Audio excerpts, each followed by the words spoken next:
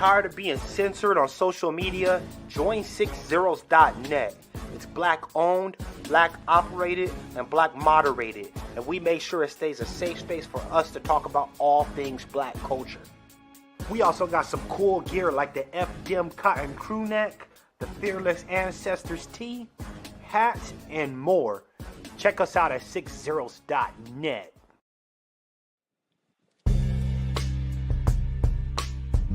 Hey girl, why are you so sad?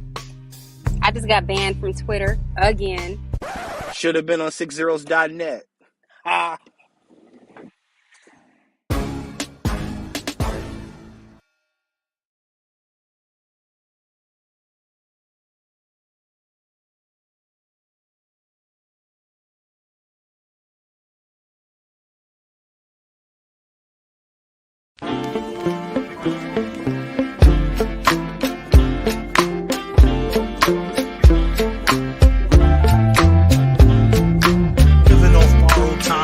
Tick faster.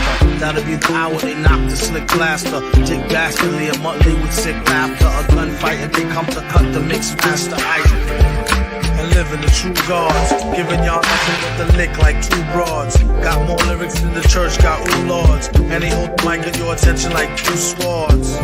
Or you the one with two blades on it. Hey you, don't touch the mic like it's AIDS on it.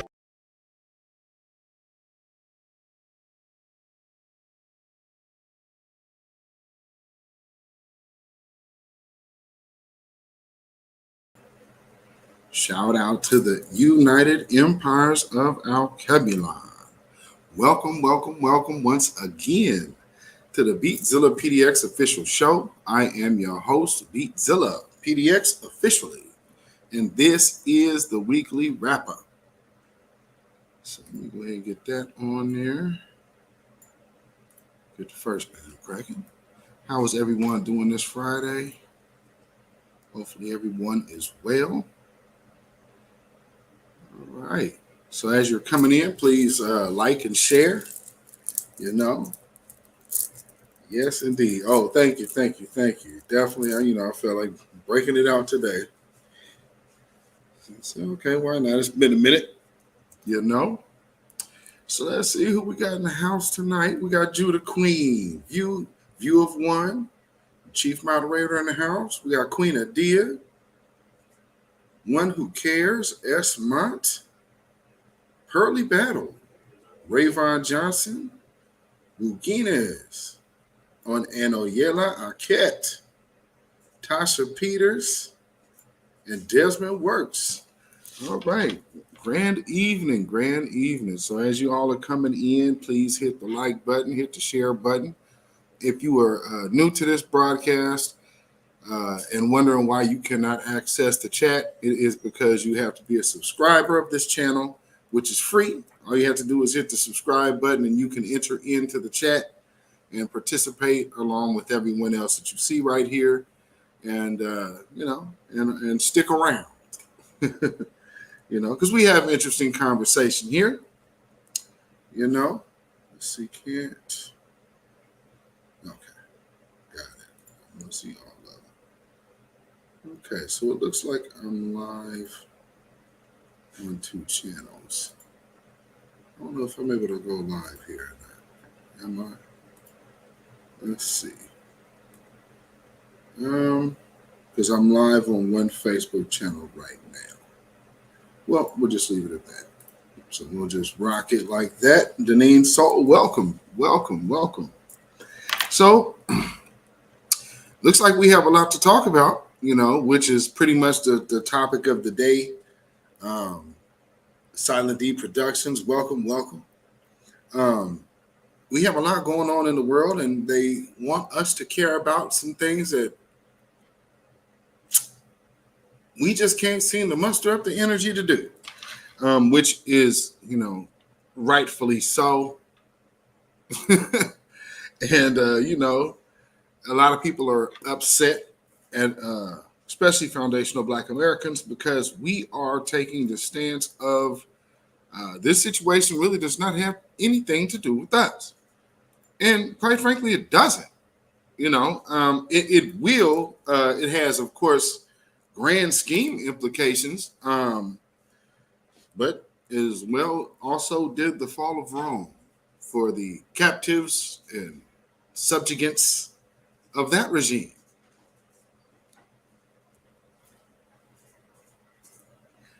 Didn't work out so bad for the Moors at that time. You might want to brush up on your history, folks.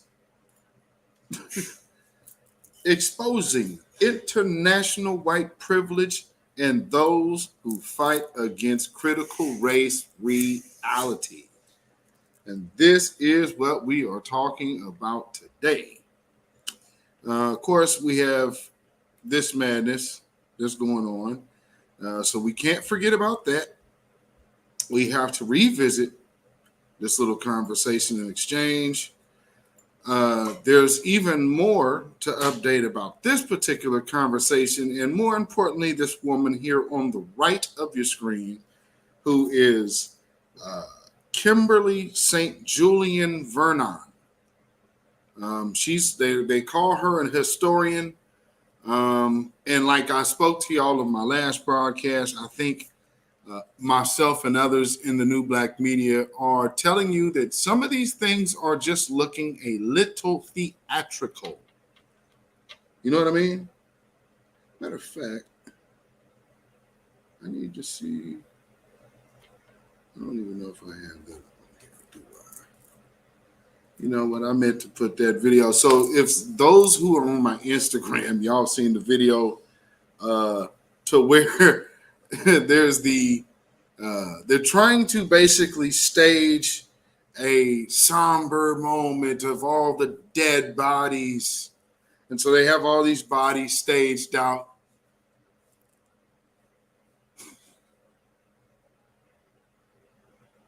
Lo and behold, one of the bodies is moving. I guess something might have their arm might have went to sleep as they were laying down trying to stage, because they're on the hard pavement because they're supposed to be dead and all. So this dead person I guess was a little uncomfortable in the position that they were, so they were adjusting themselves. In the midst of the guy had already started rolling the camera, and the somber tune was already commencing. And, oh man, they just ruined their shot. But hey, man, it's international Hollywood, because ultimately, let's look at what the job Hollywood has done over the years. It has gave everyone a false sense that the white man is every hero in history. It's given you the idea that all of these historical women were white, who were like the last samurai. It's going to be Tom Cruise, or these are the type things that go on. Gods of Egypt, and everybody's white in ancient Egypt. Yeah. So these are the type of things that have been going on since the powers that be have been in power. And one of the things that they are very well keen on is how to use propaganda. Only thing that they are not really keen on is honesty, integrity, and truthfulness. Not so strong in that particular area. Not so sure why. But it is what it is. You said the white savior complex or yellow cat. I know that's right. Yes. And unfortunately, too many of our folks have it. But before I get any further into this, two little clips, because we also have fun over here. So we mix it up. It's not always so heavy. And even when it is, it's still fun. So with that being said, here's two little stories that you might find interesting. Mayor Lori Lightfoot is now a defendant in a defamation lawsuit. She was in public for an unrelated event today, but did not talk about the lawsuit, which alleges she used language in a meeting with Chicago Park District lawyers that ABC7 cannot repeat on air. The mayor allegedly saying, "You're out there measuring your expletives with the Italians, seeing who's got the biggest expletive." The lawsuit alleges the mayor went on to say, "I've got the biggest expletive in Chicago." Talking about genitalia? Are you kidding me? This is where we're at right now. This is very, very serious. Ron Onesti is the president of the Joint Civic Committee of Italian Americans. He says after the Christopher Columbus statue was taken down in Arrigo Park in 2020, the group wanted to use it in the Columbus Day parade last year and was working with the Park District to make it happen. The lawsuit alleges when Mayor Lightfoot heard about it, she proceeded to berate and defame a Park District attorney during a meeting and threatened to have him fired. Once you see it in writing and you see how terrible these words are and how vulgar, it's just sickening that anybody would say this. The plaintiff in this case is George Smirniadis, and his lawyer says they won't be talking publicly because the complaint, he says, speaks for itself. According to the lawsuit, George Smirniadis was forced to resign, suffering loss of income and a reduced pension. The city's law department responded this way: the city has not yet been served with a complaint and will have no further comment as the matter is now in litigation. The statue is now in a warehouse. Onesti says, if true, the mayor's alleged language is an imminent problem. If those statements do come to be true, come to be proven, of course we'd want an apology. Of course we may be teetering on asking for a resignation. This is serious stuff. In Arrigo Park, Stacey. They want the resignation. Get out of office, Lori. They want her gone. And now it wasn't bad enough that she was covering up for the police when they had that lady at Sister butt naked in her apartment while they had the wrong apartment. You know, one of those type of things. Luckily, she didn't end up like Artiana Jefferson or Breonna Taylor, but nonetheless, still in a humiliating situation to which Lori Lightfoot tried to cover up herself. So, and acted like she didn't know about it when she got there because she was going to try to make it go away. Well, since that didn't work, you know, things are open. Not to mention, one could probably suspect that, you know, and that's neither here nor there about the whole Jussie Smollett thing, but I would have to say that were to drop those charges, which they probably should have just let that process play out in the first place, let it play out and then be like, okay, it's not worth pursuing. Yeah, he did this. Yeah, he did that. It's not worth pursuing. But by them like, oh, we're not even going to, you know, investigate it, man. You go that route, yeah, it leaves everything open for the political pander game. So they just should have let it play out because he probably wouldn't even have to plead if they would have went that route. But sometimes people jump the gun, and I believe that came from the top, you know, to make sure that he didn't face any scrutiny because, you know, those were Chicagoans and also part of another community. So I just think of the powerful influencers of Chicago, you know, who would call in those favors on a major scale, just pick up the phone and be like, hey, this just needs to happen for this guy. Make this go away. But then you have a lot of people that, because, you know, you have Lori Lightfoot in a position like that, they're going to be gunning for her every single time. So right now, with this, she just makes a reference, oh, we want her out of here. Like all of a sudden, these grown men haven't heard any vulgar language before. They're trying to act like sexually harassed women, which I guess, to be fair, I guess, yeah, that's true. I guess if you're talking about that, because if it was the roles were reversed, yeah, but, you know, to kind of have like this dude who's actually talking as the representative of a person who's like, oh, yeah, right. What does your typical conversation with the fellas sound like there, bro? So, no, oh man, that's just appalling genitalia. Stop.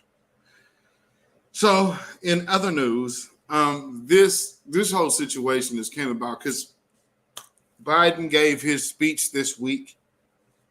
Because he gave his State of the Union address, once again, Kamala Harris was able to kind of just fall back and be.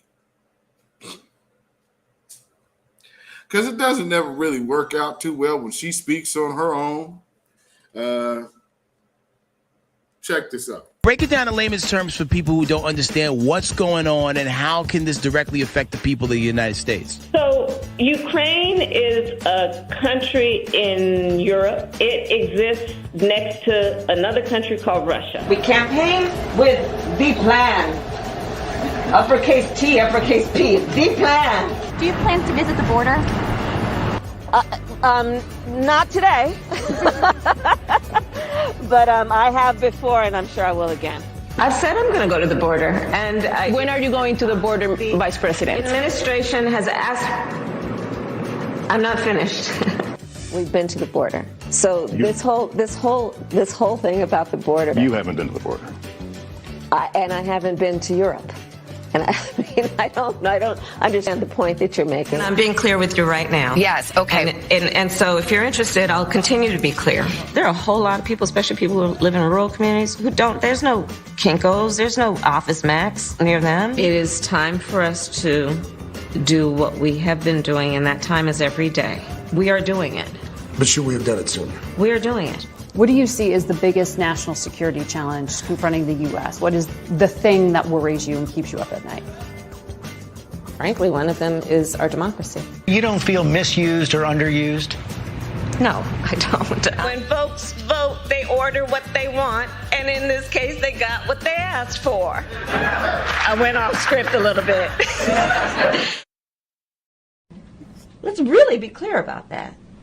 So I'm not going to sit here and say I'm going to do something that's only going to benefit black people. No.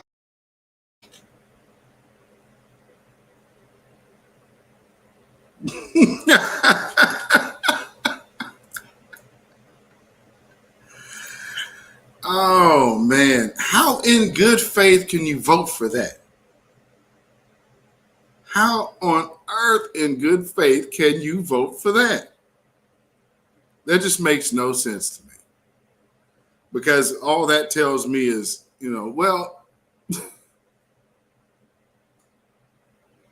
you're saying you're going with the better or the lesser two evils, but I don't know. Esmont, Shawana S. You said drunk Esmont. Kamala drinking Kahlua. Oh, Donna O'Neill says she said that with such attitude and conviction, shaking my head. Good grief. Said Desmond Work says I have two words I want to say to her. Oh, gotcha. Judah Queen, AKAs are real quiet. Yes, they are. Yes, they are. Oh, Yella Cat said that stupid fake accent that she put on. Like, shut the F up, really. I was like, okay, that's a little borderline. I guess you getting away with it because you're a Democrat. Because if she was a Republican under Trump, oh, it'd be a wrap. It would be a wrap. Family, I did find this video. Check this out. Die Ziele bei weitem nicht. Sie reichen auch nicht auf österreichischer Ebene. Auch wenn man in Betracht zieht, dass im Bundesrat beschlossen wurde, dass sowohl das Erneuerbare Ausbaugesetz kommt, als auch die ökosoziale Steuerreform. Noch ganz kurz zur Erklärung. Das Erneuerbare Ausbaugesetz, das soll die Klimaneutralität Österreich bis ins Jahr 2030.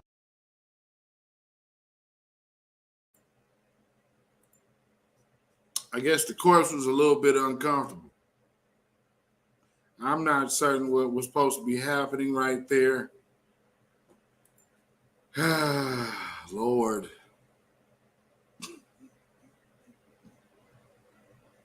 Brandon Cruz sings. I'll play that one more time, just because your eyes ain't playing tricks on you. Erreichen die Ziele bei weitem nicht. Sie erreichen auch nicht auf österreichischer Ebene. Auch wenn man in Betracht zieht, dass im Bundesrat beschlossen wurde, dass sowohl das Erneuerbare Ausbaugesetz kommt, als auch die ökosoziale Steuerreform. Noch ganz kurz zur Erklärung. Das Erneuerbare Ausbaugesetz, das soll die Klimaneutralität Österreich bis ins Jahr 2030. These people aren't very good actors. If y'all notice, the one in the back in the top left is also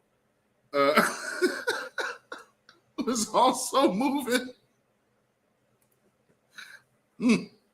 Goodness.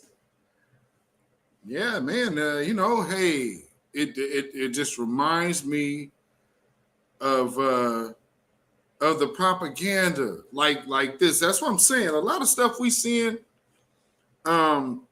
They are trying to manufacture their own narrative versus what the people are really actually living. So we're going to get down to the nitty gritty of what folks is actually going through today. And so with that being said, let me get this in here. Because I wanted to do some understanding of some of the things that were going on over there. What is this? Let's see. Because they've been having this rise of these neo-Nazi groups popping up over in Ukraine for a minute, and these people are in their military. So I don't know what they're talking about. But before I go there, I'm glad I saw that. Glad I saw this. So before I go there, there's this weird story that just popped up today. And she's the other woman, one of the white women that you see on my thumbnail for this particular story. Okay. So I'm going to play. Which one is it? Let me play this one. So check this out. This is a crazy story. This chick, I guess a few years ago, faked her abduction. And then I guess she was gone for about a month or so. Said, I guess she got branded herself. So she faked all of this, was with an ex-boyfriend. And, she was married with children and did all of this. And I guess this was in 2016. Well, they just now recently indicted her for fraud. And she also got money from the state for victim relief, which I didn't know that was a thing. All these black women out here to be getting assaulted. I didn't know that, so many black women have probably never known that there was some kind of victims fund. What victims fund? You kidding? Check this out. The Sherry Papini kidnapping investigation. She was reported missing in Reading back in November 2016. 3 weeks later, she was found beaten on the side of I-5 in Yolo County. But just hours ago, this story took a major turn. Papini is now behind bars tonight. ABC 10's Van Tu explains. It seemed like the end of a living nightmare when Sherry Papini was found bound and bruised here on this rural woodland road on Thanksgiving Day in 2016 after weeks gone missing. But investigators now confirm that story was made up.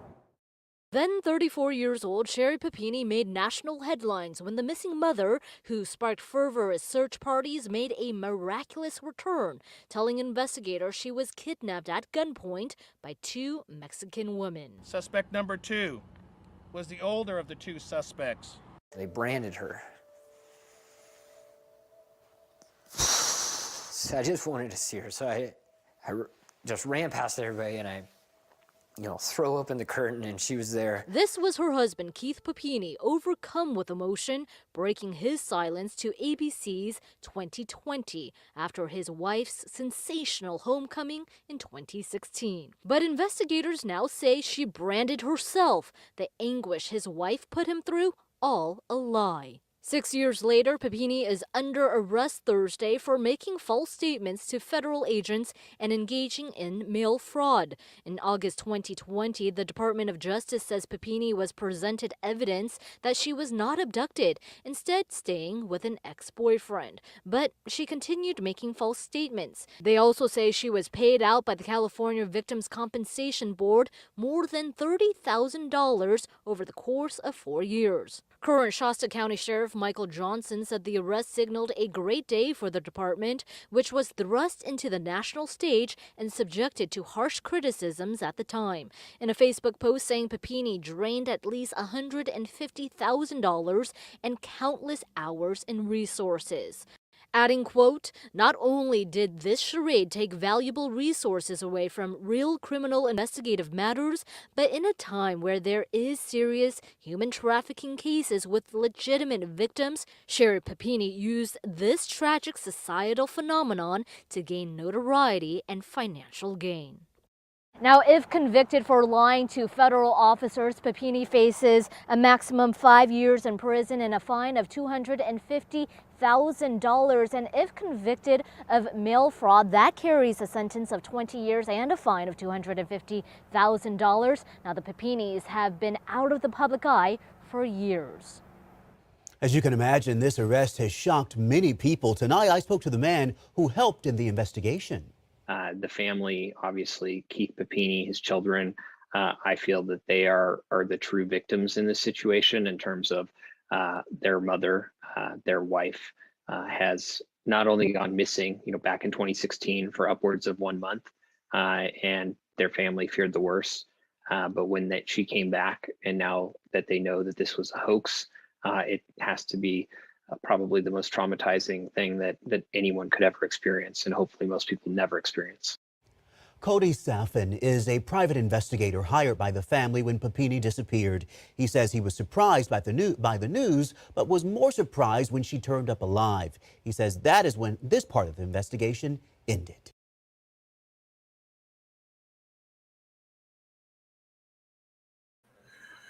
I bet.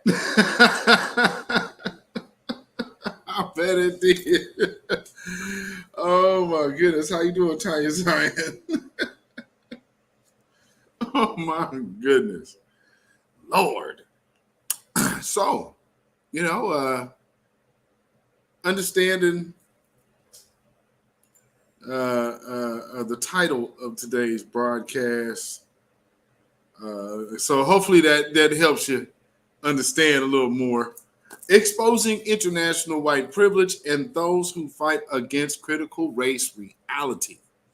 So something that dawned on me about this whole thing going on with Russia and Ukraine. How different is this situation from any situation that possibly we could bring up that they would deem critical race theory? And, so what are we hearing? Oh, well, these are white, blonde, blue-eyed. It's European and the stability of democracy. It's actually starting to sound like democracy means white supremacy, isn't it? Isn't democracy starting to sound a lot more like white supremacy these days when they talk about it? You understand? It's real interesting. And right now, you got these white folks over here trying to tell these Africans, you want African countries to co-sign the actions of people who are literally mistreating their own people. So ignore the way that your people are being treated by these neo-Nazis, and instead, why don't you support them? They need your support. And you understand what that really means. So not only do we want you to come out verbally and support this, but when it comes time to put your money into the pot for rescue and aid and all of that, then we want you to also help fund these people who have helped exploit you in the past and clearly are doing your citizens terribly now, but don't talk about the racism that they face. Well, I wanted to see what similarities there are, because here's another thing. These don't think for a second that the Democrats aren't trying to figure out how they can get these refugees over here, because those are the immigrants that they really looking for. And on a dime, watch how the Latinos and the Hispanics have become instantaneous ghosts. Among one of the things that got ignored, besides black folks, you didn't mention climate change. If you've noticed, all of these things that were worries are no longer concerns. Just like that. Those of us who stayed the course and understand for everything comes a season, you don't alter your body permanently for a seasonal situation. It's so seasonal that almost on a dime, moving into a new fiscal quarter, the agenda of conversation and media propaganda shifted. Why? Because like I told y'all from the start, it's about money. Money, money, money, money, money. Not your health, not morals, because these people have none.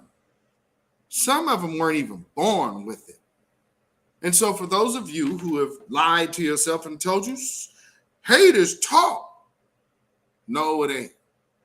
In some cases, yes, it is. But if love is natural, what's the flip side of that?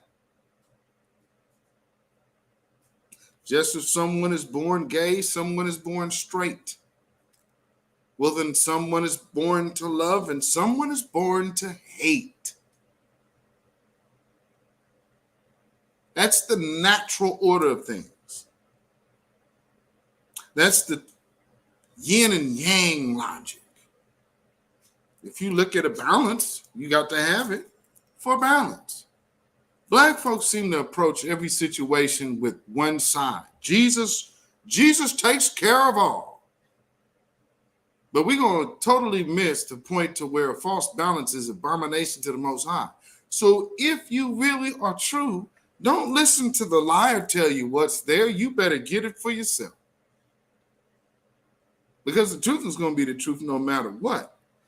And so when you start coming down to people's doctrines and whatnot, oh man, you're going to find yourself in a world of disaster. But here's one thing that you can always stay certain of. This country here was founded on the religion of white supremacy, not to be confused with Christianity, but to be identified as what they have sold you as Christianity. So it is the basis of their religion, which is actually Luciferianism to go down to the root matter of it. But if you want to just know what it is, it's white supremacy, meaning they are the gods that you are to look to. And you're seeing people go out of their way to cover for blatant anti-black racism right now on an international scale. And these people are so inherently racist that they're just coming out saying it with the camera, mic, and lights on. The red light on the camera is on. They know they're hot. And they're still not holding back from making sure you understand white people are at stake here and white lives are going to be lost. And now I think a lot of Africans Because, you know, it's always funny in these spaces. It seems like FDA is hating on Africans. It seems like FDA is hating on Africans. I want y'all to go listen, because I can't help but notice, and Phil Scott also made this observation. You know, if you're listening to all the videos that I played you that's going on out there, let me ask you if they referred to where they were from or if they called themselves niggas in black.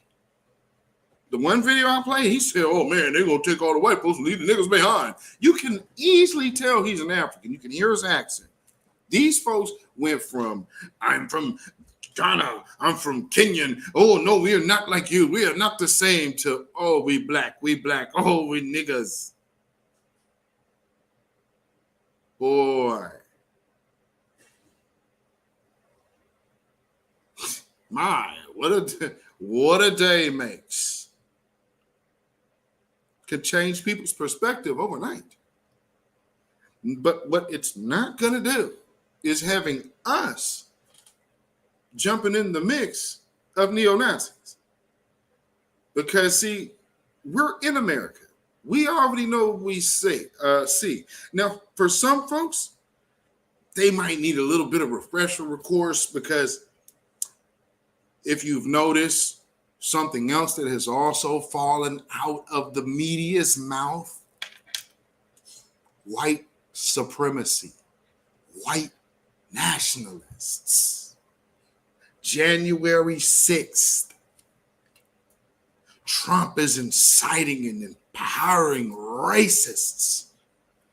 Nah, but let's just take a little refresher. Because, see, now that there's no Trump to blame, because we've always known these people existed long before. These people existed when Trump was funding Hillary Clinton's campaign. For those of you who are old enough to be speaking in a room of adults who were voting age when Barack Obama got elected, you would know that he actually ran against Hillary Clinton. And Hillary Clinton's biggest campaign donor of that campaign, to where she lost the nomination to Barack Obama, was Donald Trump. But, you know, the political infants just follow the media, and every little thing that the media has to say, Joy Reid must really know what black people need to hear. Oh, Reb Mal, see, I just want to thank you, Reb Mal. While these folks ain't never done or busted a grape about people like this. America was built by and for the white Christian people of this nation.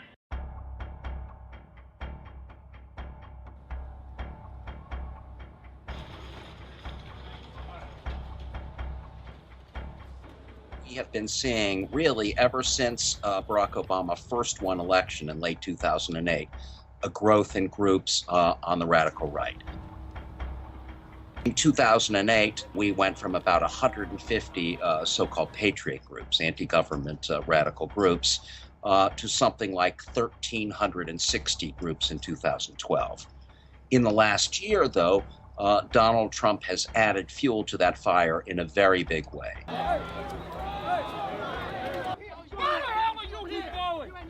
Kim, why are you here? Go. Why are you here, man? Go. Why are you here? Let's go.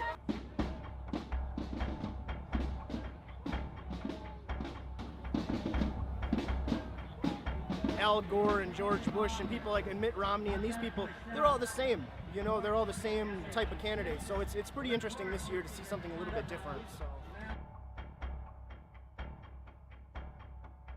You know, we support those nationalist principles like closing the borders and things of that nature. So we do support those things, but we're not going to come out and endorse them. Donald Trump wants to bring back jobs to America, give dignity to the American worker. It's not that Trump is telling these groups what to think. They have, had their own white supremacist ideology for many decades now. What Trump is doing is legitimizing. I came here to speak on behalf of Donald Trump.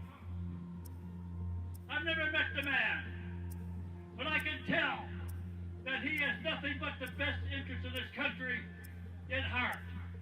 Some of the things that he's saying are issues that we've been tackling for years now. When we talk about globalism, we talk about America first, these sort of things, bringing back American jobs.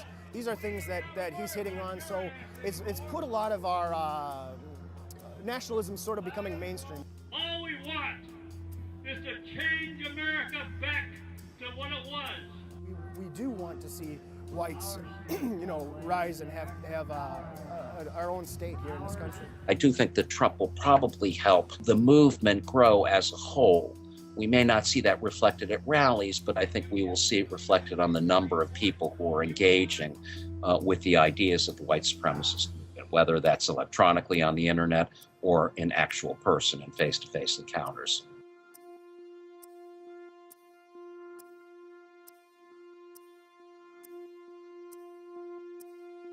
I mean, we are all across the country going to be watching the polling places. Where we have chapters, where we have members, we're going to be unofficially monitoring those polls in different parts of the country.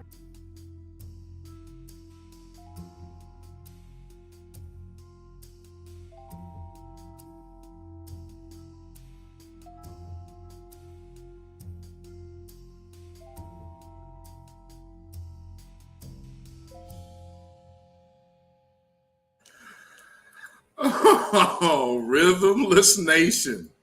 Ain't that the truth? So I played that because that's what our own American homegrown individuals look like. Let's see what the Ukraine, the people to whom they want Black folks in America and Africans to lend our voices and support to, and stop us, especially new Black media, from reporting on the mistreatment to which now has forced mainstream media's hand to talk about it. Yes, please like and share this broadcast. We are a smaller platform, but make no mistake, numbers do not equal impact. Check this out, family.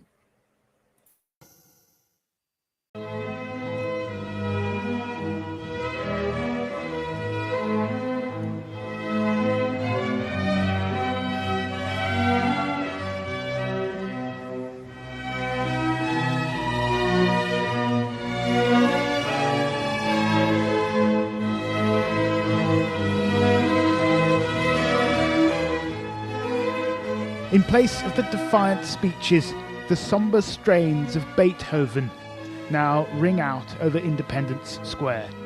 This revolution is moving into a new phase. But amidst the flowers and the children's tributes, flashes of something more sinister. Groups of armed men strut through the square with dubious iconography. That yellow armband is a Volksangel, a German symbol used by several SS divisions during the Second World War. Far-right graffiti is appearing, daubed on the walls of the city. The people who brought down the government were overwhelmingly ordinary Ukrainians, students and doctors, workers and even families, people who simply refused to back down. But the most organised and perhaps the most effective were a small number of far-right groups. When it came to confrontations with the police, it was often the nationalists who were the loudest and the most violent. A group calling itself the Right Sector is perhaps the largest. Its members can be seen marching around Kiev in columns of about a dozen. Mostly they carry baseball bats. Sometimes they carry guns. We met these men posing for pictures outside the burnt-out remains of what was once their headquarters. I asked them about their political beliefs. Национал-социалистская тематика иногда в некоторых людях она есть проступает. как бы, ну, чтобы была единая нация. Но не у всех, это не заложено в основе этой организации, это у некоторых людей есть. А у вас? У меня лично есть. В смысле? Объясните. Ну, мне как бы нравится эта идея единой нации. Мгм. Я хочу, чтобы нация была единая, чтобы один народ, одна страна, одна нация. Now, if you remember what I played the other night about from the Russian woman, what did she say she was fighting for? She also understands that she's fighting for the new world order. What's going on, Valley Ray and Norma X and Black Magic? Welcome, welcome. Did y'all catch this? So this kid out here is talking about the one world and one order. That's new world order talk if y'all not understanding. So yeah, this is what these people believe they're fighting for. So and understand what you're hearing. Unity, and we need to come together and this and that. All this means ignore all of the mistreatment to you and preserve this white utopia with your backs and your blood. Let's just run it back just a taste. Let's see what this kid does. Because this is a young individual here. So this ain't no old person. So obviously, this mind state is how they're being raised to think, which also makes me wonder about the students, the Nigerian and African students and the international students that are there. What kind of pact have they made? And then you're coming here to America to basically tell us that we're being divisive for saying we're foundational Black Americans when you're over there trying to help further their new world order. Beliefs. Национал-социалистская тематика иногда в некоторых людях она есть проступает. Как бы, ну, чтобы была единая нация. Но не у всех, это не заложено в основе этой организации, это у некоторых людей есть. А у вас? У меня лично есть. В смысле? Объясните. Ну, мне как бы нравится эта идея единой нации. Мгм.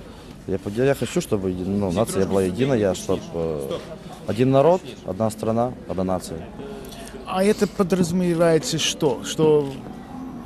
Ну, как бы, чтобы чистая нация. Ну, не то, что там, как бы... A clean nation. Oh, no. Not like under Hitler now.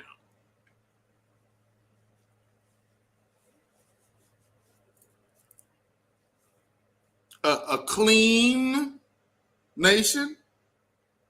This is genocide talk. And our government is just, remember, what's in my last thumbnail. Congress has made sure to get rid of the ban of giving money to neo-Nazi groups. Why? Well, because the Ukrainian army is full of neo-Nazis. So they keep trying to push this out into the world like no one will know this. We know this and we see this, but I guess, see, now what they're saying is the preservation. Because again, at the end of the day, January 6th forever tarnished the face of superiority in front of the world. And now everyone knows what you are. And now this is showing you that saving the image of international whiteness, they are on full alert. You got thinner numbers on top of your image now. It's just looking like total crap. This is something to where Africans, Arabs, and Asians can just sit back and say, yep, yes, we just sit back, wait how this play out. Let's see who got next. Because truth be told, man, we're not putting our stamp on it. We putting our stamp down. Our foot is down on this one. No.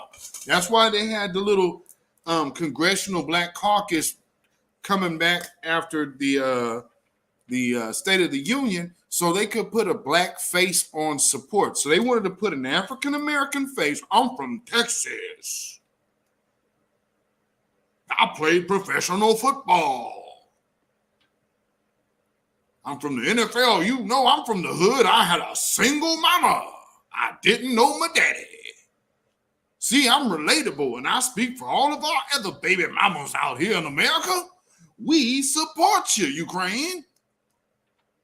Jeez.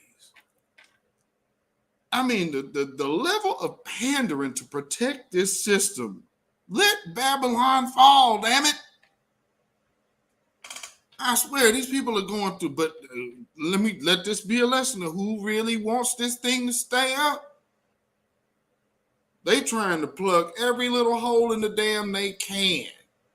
Y'all don't be looking at that. And we going to get into this Kimberly St. Julian woman. But let's finish because this is what they're trying to push on us. Bring over some genocidal maniacs from Ukraine. Ooh, that's good. Гитлера как было, ну, в своем роде немножко, ну, маленько, но было, чтобы своя нация. What about the East, I asked? What about Crimea, where many Ukrainians feel close historical ties to Russia? Кому нравится Россия, пусть едут в Россию. Украина только для украинцев. Police have largely disappeared from the streets of Kiev. Ukraine will just be for Ukrainians. Ain't that sound like exactly what the Africans keep saying? They keep telling them. And got people over here trying to tell us that ain't happening. Shameful. Law and order is maintained by so-called self-defense groups. Not all hold extreme views, but those who do are often shy of the cameras. We got a late-night phone call from another group known as C14, inviting us to meet their leader at their new base. It turned out to be the former headquarters of the Communist Party. This is a whole other Nazi faction of their armed forces. Our general mission to totally ruin chains that connect our country with the imperial power from the past. And that being Russia? Yes, we can do Russia, not only Russia, Soviet Union. Are you a Nazi? No, I don't think I'm a Nazi, I'm a Ukrainian nationalist. What does that mean? The main confrontation is about that some ethnic groups have control many business structures, some economic, some political forces, and which ethnic groups? Russians and Jews and the Poles. It may be some non-Ukrainian group control a huge percent of some economic or political power. And of course, in this situation, Ukrainian people have some tension between it, and it causes conflict. For those of you who don't know who that face was, that's Stalin. The little broken fragmented face, that's Stalin. He took over after Lenin kicked the bucket. Mr. Karas says his group consists of around 200 men. C14 is affiliated with a political party called Svoboda, or Freedom, which now controls 4 ministries in the new government, including the Ministry of Defence. 2 of its MPs were recently photographed brandishing well-known far-right numerology. 88 stands for the 8th letter of the alphabet, HH, Heil Hitler. We, as Svoboda, in no way espouse Nazism. In fact, we fight against Nazism. For us, Nazism and communism are 2 sides of the same coin. Those are both totalitarian ideologies which destroyed the Ukrainian nation in the 20th century and fought against Ukrainians and killed millions of Ukrainians. The fervour of the revolution is beginning to fade now. People are starting to move on. But it's clear that it was the radical groups who kept up the pressure on Viktor Yanukovych, and many of them feel that this really is their victory. The question is, how much power will that give the far right in the new Ukraine? Ukrainian politics is in a state of flux. Different groups are jostling for position. Left-wing activists have also taken control of some government buildings, but it's the right that appears to be coming out on top. When the fighting started, they started to attract more and more young people, and then not only young people, but all kinds of persons. Where they were marginal, regarded as marginal, previously, now they are seen as being at the core of the protest, and therefore at the core of those who now have a popular legitimacy to make decisions. With their anti-Russian rhetoric, events in Crimea will almost certainly play into the hands of the nationalists. No one knows exactly how strong they are in terms of numbers, but the influence of the far right in Ukraine is growing.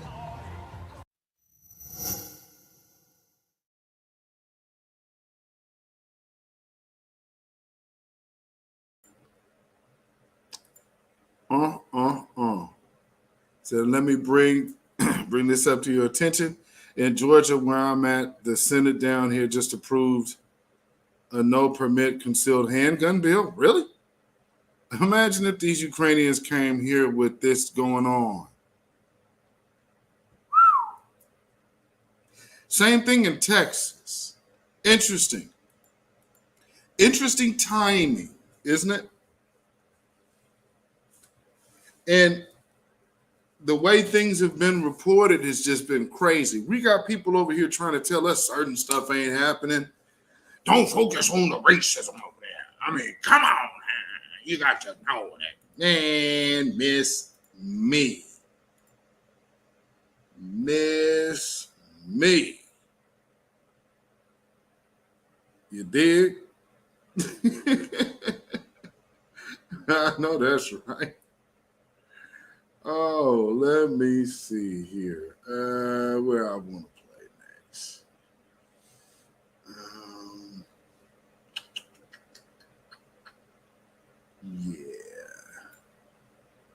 Yeah, we're going to play this real quick.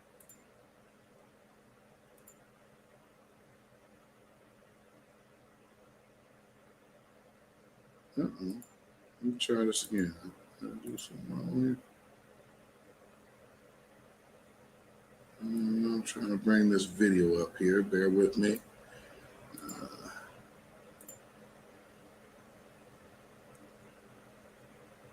There we go. Okay. And once again, let me do it like this. Then we're going to put that picture on the screen, and then we're going to play this. And the Nigerian president has been tweeting, has been making a lot of students. I mean, who's responsible for that? Well, unfortunately, a lot of the Ukrainian border guards are sort of letting men and children and women and children, and then men, and then the Nigerian students. Oh, I had seen the same reports, which I thought were troublesome too. Look. It's tragic. I've been a refugee of war. I've had to flee my country to the neighboring country. It was Honduras when we fled Nicaragua. War is chaos. And yesterday it gave me some comfort to see Jose Andres, who tweeted out he was there with a Nigerian woman, and he said he had spoken to people from India and Congo and African countries and Jamaica, and that was not happening. So I don't know what's true. Well, I spoke to a friend of mine who is on the Polish border who's working with attorneys, and she assures me that it is happening, and there's plenty of video that it is happening. And I think it's because the Ukraine invites and encourages a lot of Nigerian students and Indian students to come there for affordable medical school. And so you're talking about people that are training to be doctors, people that are training to... That war is chaos, and right now, to me, all who flee a conflict situation, Anna, have the same right to safe passage. Absolutely, and Jose Andres is saying that is happening. Jose Andres is on the ground. He's not, he's not in a studio. He's on the ground. He's meeting with people. He's interviewing them. He's saying that's happening. You're both right, but there are boneheads on both sides. There are boneheads on there are boneheads everywhere. So yeah, both things are happening.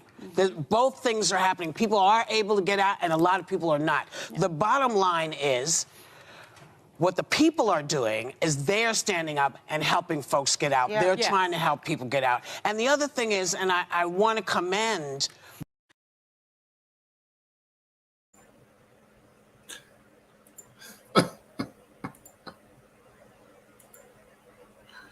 Okay. And like I said, the rest of that Whoopi goes into basically full-blown white man worship. I want to commend President Zelensky, blah, blah, blah, blah, blah, blah, blah. And then they mention, oh, well, he's a relative, descendant of the Holocaust. We're descendants of the American Holocaust called slavery.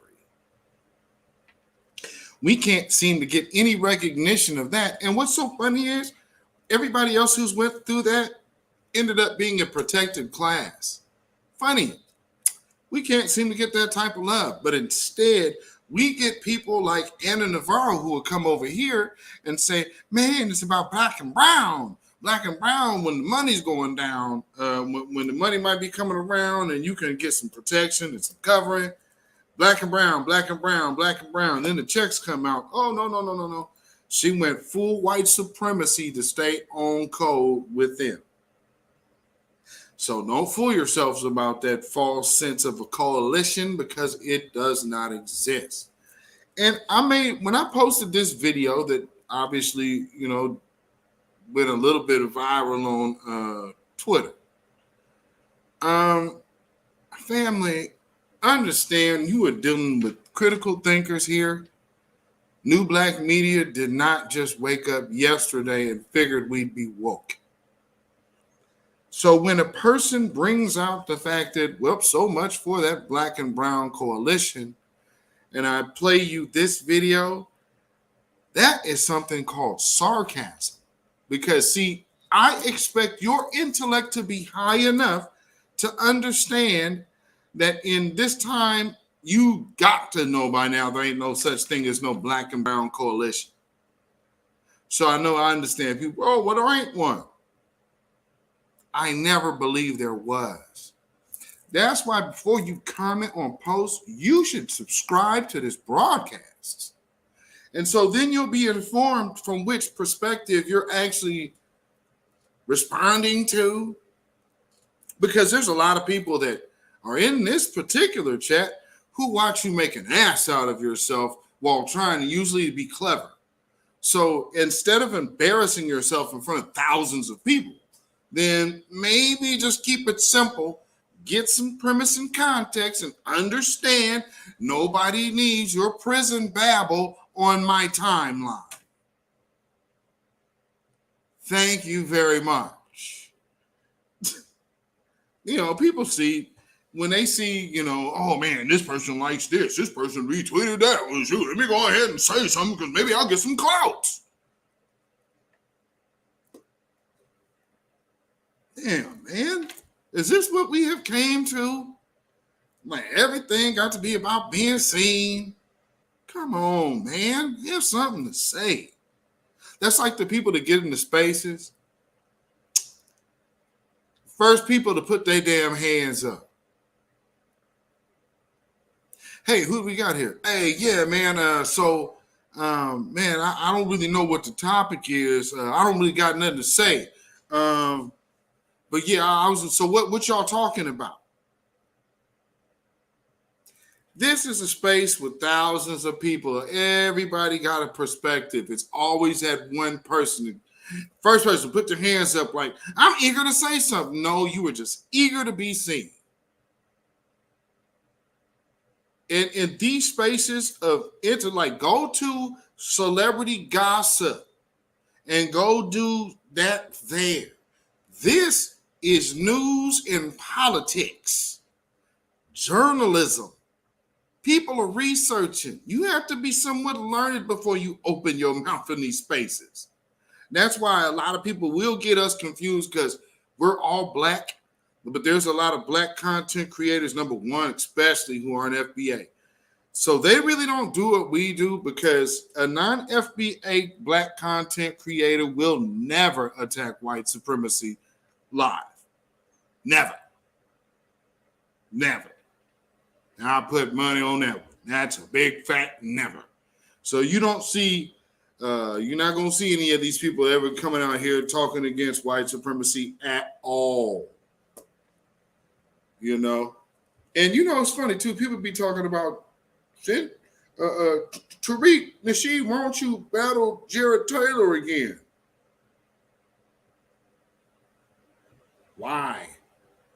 We understand the type of thinking that these people are. See, we are not new to these type of racists. Here's the point that I'm hoping everybody could finally get through their skulls. All of these international situations to where people be like, man, why are we worried about them? They ain't got nothing to do with us. Because we're talking and addressing international global white supremacy. So meaning, if you're in America, well, I'm going to go here. Well, you still subjugated under the system of white supremacy. Now this is becoming very real. In a week to where white supremacy has shown its face globally, the so-called leader of the free world, Joe Biden takes no opportunity to condemn the actions against those black folks. I mean, this is a State of the Union address. You doing so much caping for the white, blonde, blue-eyed ones over there, though. You can't, immigrants that thought that you had some kind of juice coming in with Joe Biden. As soon as the Ukrainians was in trouble, you saw how fast you were useless to them. So once again, there's no talk about no immigrant law whatsoever. And I guess really seeing what Sister Girl did here just the other day, I guess clearly LGBTQ wasn't even on Joe Biden's mind. So Kamala comes behind him with this bill giving basically a stimulus package to, well, no, actually, technically, it's a mini reparations package for the LGBT community who may have been discriminated against in this during the pandemic.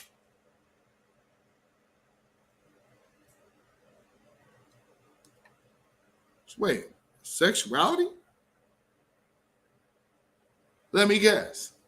That's going to be pretty race specific, because you've already identified, okay, well, there's black LGBTQs, trans and everything. So we got it all too.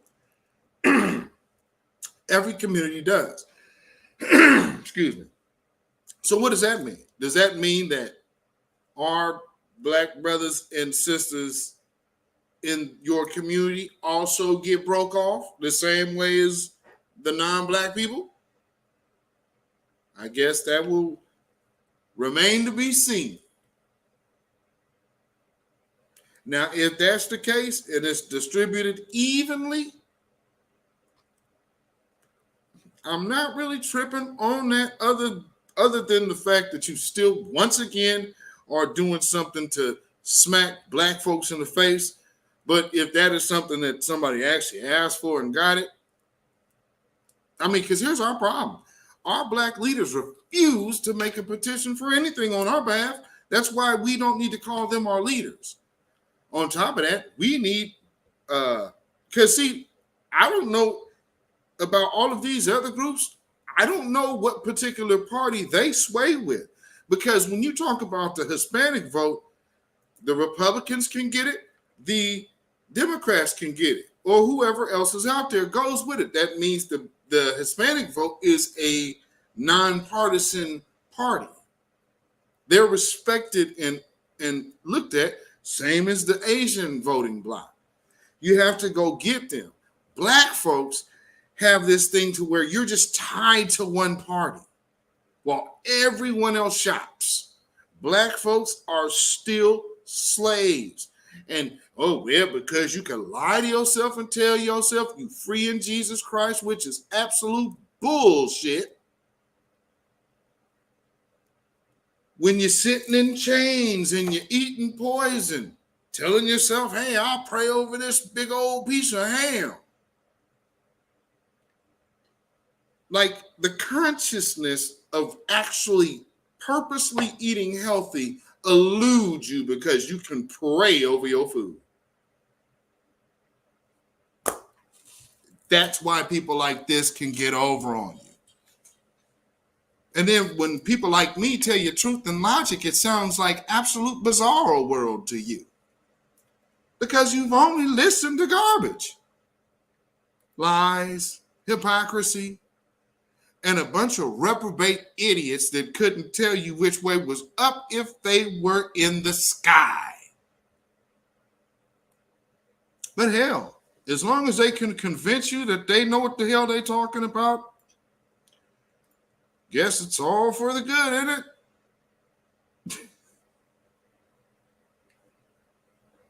Horrible, horrible, horrible. So, on to phase 2 of this little conversation. Oh, wait a minute. No. Because I need to play this first because she did make mention of the stage conversation. I mean, the Jose Andreas and the Nigerian woman who who was explaining her situation on coming into Poland or being at the border. And, by no means does she ever look coached or scared that she might say the wrong thing in this particular piece I'm about to play. So, not that you would probably be able to read her body language and see that somebody may have told her she might get thrown somewhere if she doesn't do this. But, hey, I'm not saying that that's what you see at all. So, guys, I'm here with Jennifer from Nigeria. I just met her here. She's been walking like many others for many hours, if not many days, because the situation is difficult to leave Ukraine to come because it's no cars, no gas, and many other issues, I guess. But I was asking her because they were saying that if Poland and other countries were not allowing citizens from different countries, especially of Africa, and what do you have to tell us about that? We didn't actually face any problem coming here. We just got to the border and we entered. And then we just had to stamp our visas and everything, and it was sorted out. So I met some people from Congo that were with her. I saw some people from Jamaica. I saw people from India, from different countries around the world. But I've seen people from different countries in Africa. And I agree with her. Everybody's telling me, no problem. So don't worry. We're trying to do, the government of Poland, other governments, they're trying to do the best to take care of the people. And thank you for sharing this with you. And best of luck. Okay, Jennifer? Bye. Oh, can someone say staged? So that's how they were trying to frame it. And these black folks ought to be ashamed of themselves trying to cover for that. But also remember, we got this. And black folks went right on into celebrating. Oh, man. Now, didn't that woman, Black Magic says she is hoping not to be deported. Thank you. Thank you. Oh, Yellow Cat said stage. That woman looked nervous as hell. She looked nervous as hell. Thank you, Tanya Zion. Where are they at then? I was wondering the same thing because you're talking about all these other people. Usually when you have in all the other videos, everybody's in a group. They group together like this, right? But all of a sudden, you just got the one lowly Nigerian woman. Oh, we've walked for hours. Really? Well, you walked because all of these people, they had to sift you niggas out through all of these people. Them folks got to that train and was like, oh, no, only the Ukrainians. Get off the train. Black folks was like, wait, what?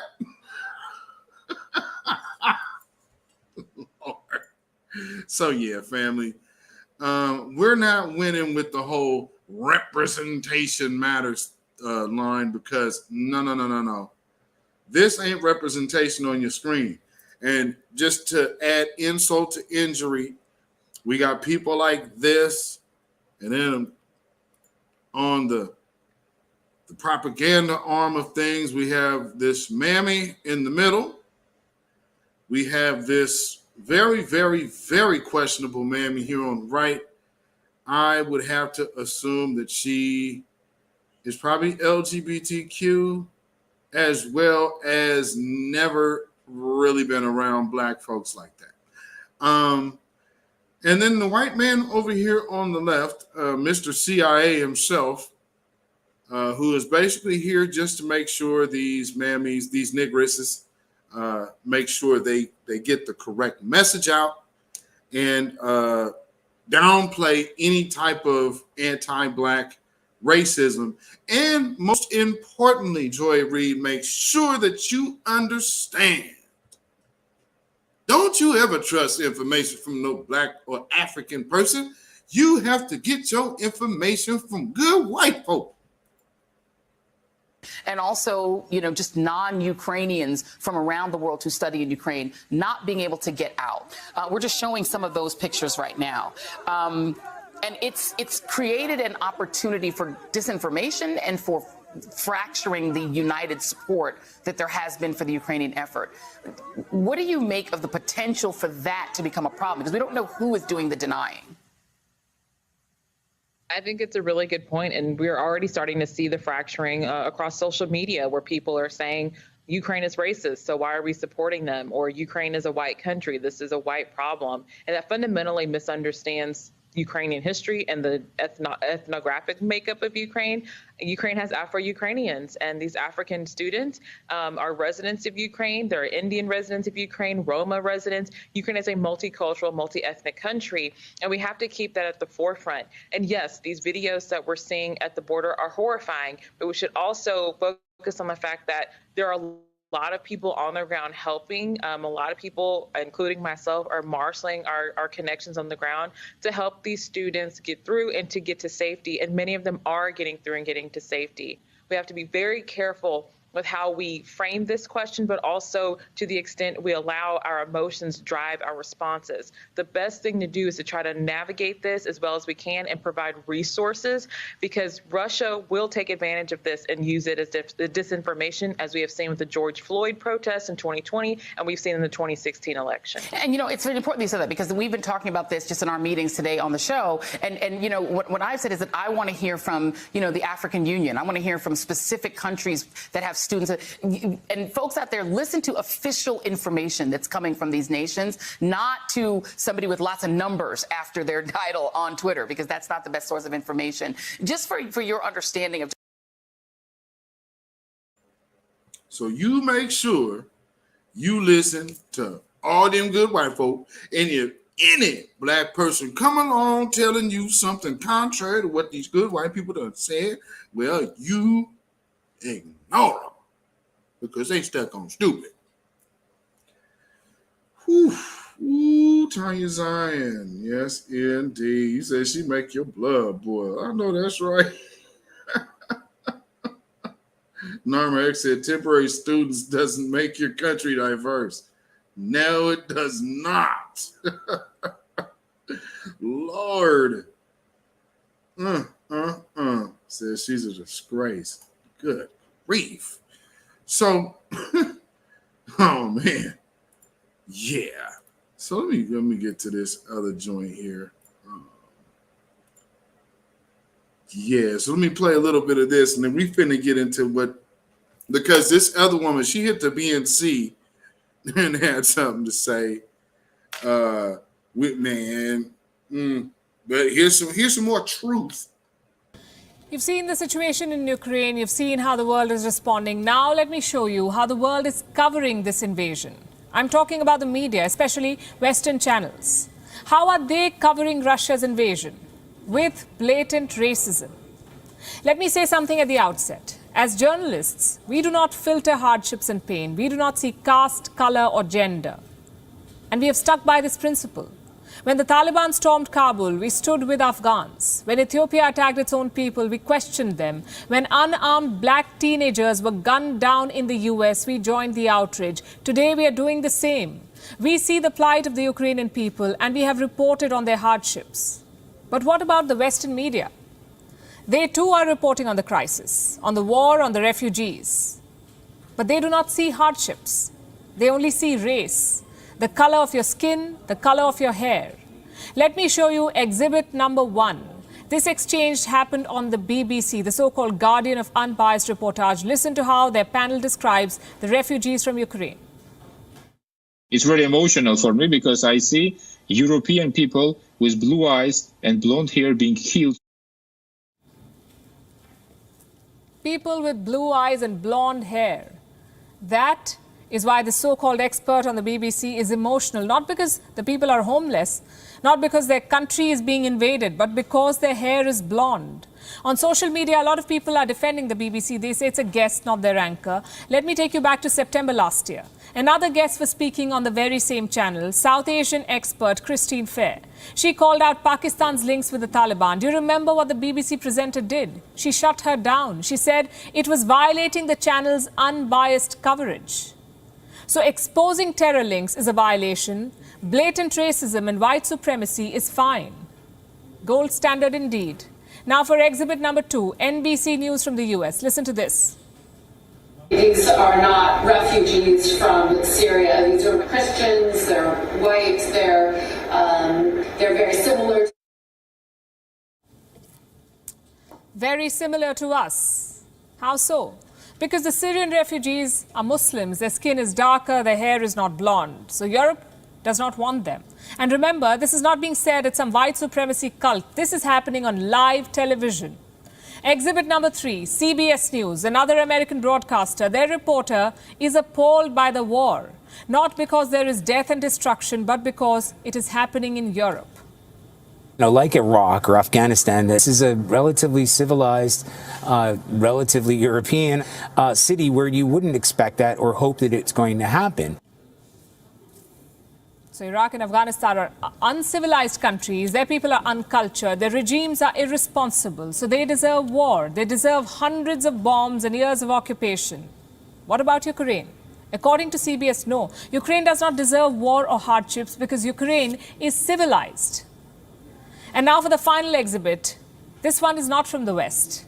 It is from Al Jazeera in Qatar. This anchor simply cannot comprehend the idea of European refugees. What's compelling is just looking at them, the way they're dressed. These are prosperous, I'm loath to use the expression, these are prosperous middle-class people. These are not obviously refugees trying to get away from areas in the Middle East that are still in a big state of war. These are not people trying to get away from areas in North Africa. They look like any European family that you would live next door to. That reporter is confused about the refugees. They look middle class, they look like Europeans. How is something so bad happening to them? Well, this is what systemic racism looks like. Do you remember the 2015 refugee crisis? Around 1.3 million people sought asylum in Europe. Most of them were from Syria, Afghanistan and Nigeria. Do you remember how the West reacted? They shut their borders, they herded the refugees like cattle, and they branded them as terrorists. Back then, Western reportage was quite different. Let me show you what the BBC did. They prepared 7 charts depicting the refugee crisis. Let's focus on chart number 5. Which European countries are most affected? Now remember, this war was in West Asia. The bombs were dropping on West Asia, but this was the BBC's big concern. Which European countries are most affected? Now just to be clear, we welcome what Europe is doing to host Ukrainian refugees. They deserve all the help. Our question is, why just Ukraine? Ukraine is not a member of the European Union. It is not part of NATO. So what explains this level of assistance? Racism. You see, Ukrainians are Europeans. Hence, they get the red carpet. But Africans and Asians get border crackdowns and refugee camps. Western media is part of the problem, I have to say. They reflect the public mentality, their sense of European supremacy. And the problem is, governments are not doing anything to help. In fact, they're adding fuel to this fire. Let me show you what Bulgaria's Prime Minister said about refugees. I'm quoting. These people are intelligent. They're educated people. This is not the refugee wave we have been used to. People we were not sure about their identity. People with unclear pasts who could have been even terrorists. That was a European head of state. He's openly calling West Asian refugees terrorists. If this does not expose Western hypocrisy, nothing does. They invaded Asian and African countries, they waged war, they committed war crimes, and when the people fled, they shut their borders. What does this tell you? That refugees were never the problem. That money or borders were not the issue. The issue was race. Think about it. WION is now available in your country. Download the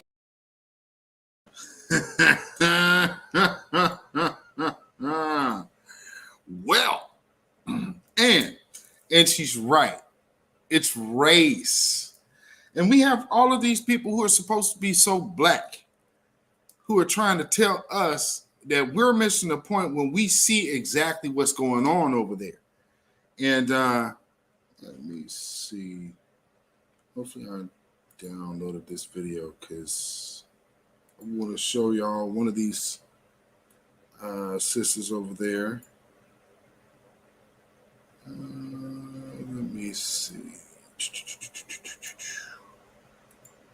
Something else that I'm noticing, they keep talking about this refugees of color line. It's like, what the hell is a refugee of color? A refugee of color. No. Let's see. Is this it?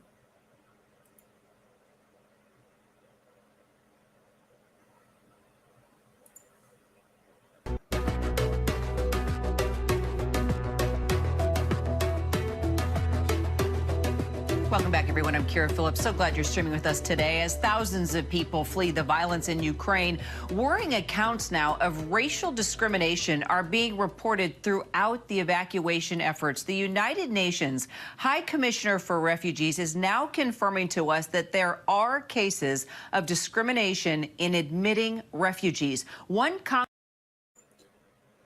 with that being said, remember what they were just doing. So you heard them over here trying to downplay that this is actually happening. Now you're actually getting real reports on it, flat out. Congo native saying he was discriminated against while trying to board a train out of Ukraine. Take a listen. They even told us, like, we are going to give you guns and you're going to fight for Ukraine. I said, hi, we're going to fight for Ukraine? We are not Ukrainian. We are black. So how can we fight? How can we fight for Ukraine? If we fight for Ukraine, we are going to die first because we are black. When they will see, oh, look at those black people. I think they are from they are from NATO. So we have to kill them first. So how could they think that way? Come on. Yeah, sir. That's called white supremacy. And so what you are now starting to understand is why they don't want us to talk about critical race theory and teach their children about their own history, because this is also their present. And it's not just their present in America. No. That's why all of this crying over a country that it doesn't belong to either the EU or NATO. What the hell are we sitting up here giving so much attention to them for? They aren't tied to nothing. Why is that our problem? How is that our problem? We need to get it. We don't need to lift a finger to do nothing. These people, we don't owe these people a damn thing. We owe in a whole nother country. We are in an entirely different country with our own situation going on that we've been having a war waged on us about. We only have time to concern ourselves with our lives and our problems in our country, on our continent that we partly built. And on top of that, they get to benefit from the finances that our ancestors created by building the wealth of this country in the first place. Miss me, hold your own nuts, Ukraine.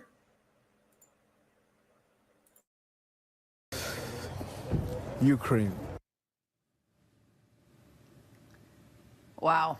Our ABC News' Marcus Moore with us now for more outside that train station in Poland. Marcus, I mean, here we are in the middle of a humanitarian crisis. People are still finding a way to dehumanize others, specifically others in need.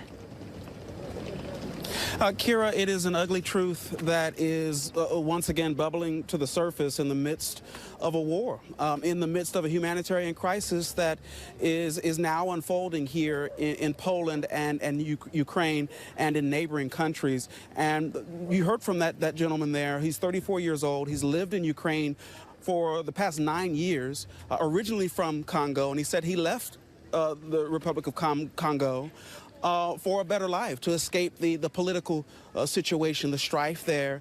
And here he is once again now having to leave another country and is facing discrimination. Just a little bit more about what he said, Kira, that he and others endured as they tried to leave Ukraine. He is in Dnipro, or lived in Dnipro, which is just south of Kyiv. And at one point on the train that he was trying to get on with so many other refugees, he said that the guards there said that only women and children would be allowed to board the trains that were headed west. And that then they saw that there were white men who were allowed to get on, but that the people of color were barred from getting onto that train. And it was a moment of disbelief for him, and certainly one of frustration. And he said that he would have gotten it on video, how the guards were aggressive, he said, towards the people of color, if he had had the time. But in the midst of the chaos, it was not his first thought to record what was happening. But certainly, as you know now, there have been a number of reports of discrimination that have unfolded in the midst of this mass exodus from Ukraine. And it's certainly very upsetting to him. But Kira, he said something very striking. For anyone who has been to that part of the world, and obviously the population is mostly white in Ukraine and in this part of the world. And he said that to be black in Ukraine, that you expect to be treated a certain way. And so on a certain level. Did you catch that? To be black in Ukraine, number one, again, here we go. Have you noticed that they are going out of their way calling themselves black? Well, when you're black in Ukraine, and when you're black, and then people of color at the border, people of color, no, he said black. We're talking about the people of color because the people of color aren't having issues. The black people are. Anti-black violence, anti-black hatred. That's what they're experiencing. Anti-blackness. But, oh, no, oh, yeah, no, black, not African? Right, Norma X. Oh, yeah, we black real quick. What happened with being Kenyan? What happened with being Nigerian? Right, Norma X. Real talk. He wasn't surprised by what happened, but certainly he was saddened and frustrated today about what. So that means he's cool and content with being under and living next to open white supremacists. That's what that means. They all experienced. You know what, if you don't mind, let's take a listen to another part of your exchange with him, Marcus, and talk a little bit more. It was clear. It was clear because we are black. That's why they were acting that way. Come on. We are black people in a white country. We already know the way that we're gonna act with us. So for me, it's nothing. Well, clearly it's something because they kept you there and made you put a gun in your hand and say you're going to fight for Ukraine. That's plenty of something. And then on top of that, just listening to the defeated nature of their conversation. We're living in a white country. We understand it's just going to be certain stuff. It's going to be racist. Man, we're just going to handle it and take it. To me, it's nothing. That's why they come over here with that madness. What's wrong with you? You're just lazy. You are katas. Yeah. They come over here just like this. You guys are not oppressed. You're lazy, that's all it is. Go get jobs, work. I am oppressed. The white people are oppressing me. Why are they to oppress you?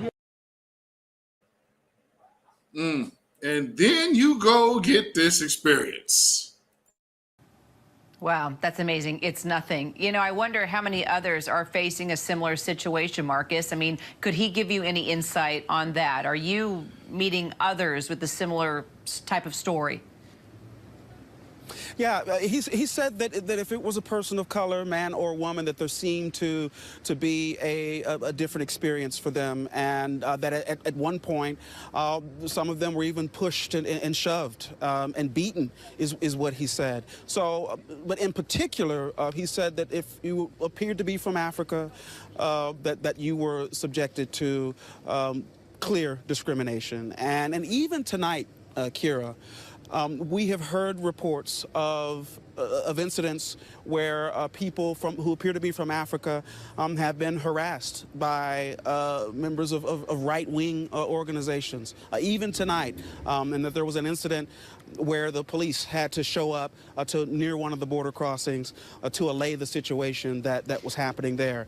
Don't have a lot of details on it, but we know that it's something that has occurred this evening, and it gives you some sense of the climate here and what these refugees who are already having to uproot their lives and go into an unknown future, some of them are being faced or met with just ugly discrimination as they try to find safety. It's tough to hear, but Marcus, we appreciate you being there and giving us the story and in an in-depth way as well. Marcus Moore, thank you. Hi, everyone. George Stephanopoulos here. Thanks for checking out the ABC News YouTube channel. If you'd like to get more videos... All right, let me get that out of there. Okay. Let's see if I got this other video with this system. Where is it? Where is it? Looking for this other video.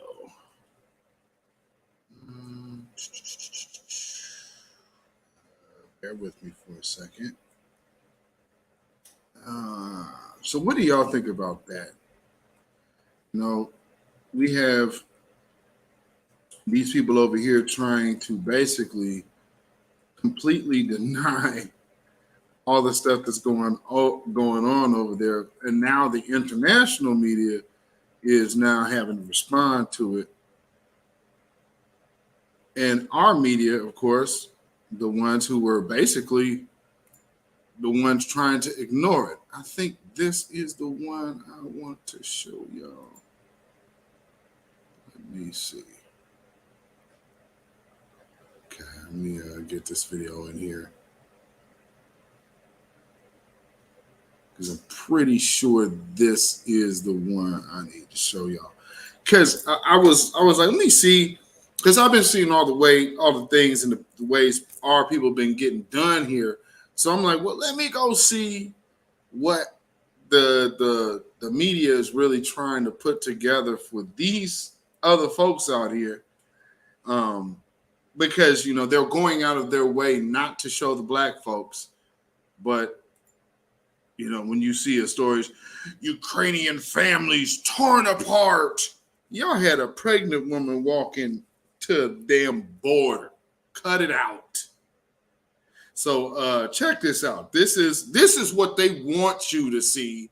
This is you know how they be doing the Christmas, around Christmas time, they start showing you the little shivering dolls, and they, oh, amazing grace. You too can help the homeless. You understand how those commercials go? Well, this is along them lines, family. And this is like a damn UNICEF commercial or something. It's crazy. How quickly did you go from this is going to be okay to we're at war? When you hear that sound. The booms. Yeah.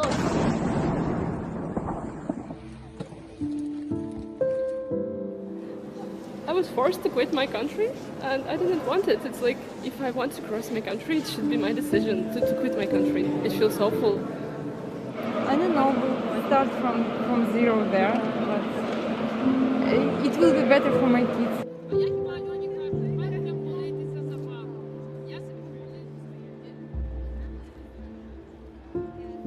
Only women and child.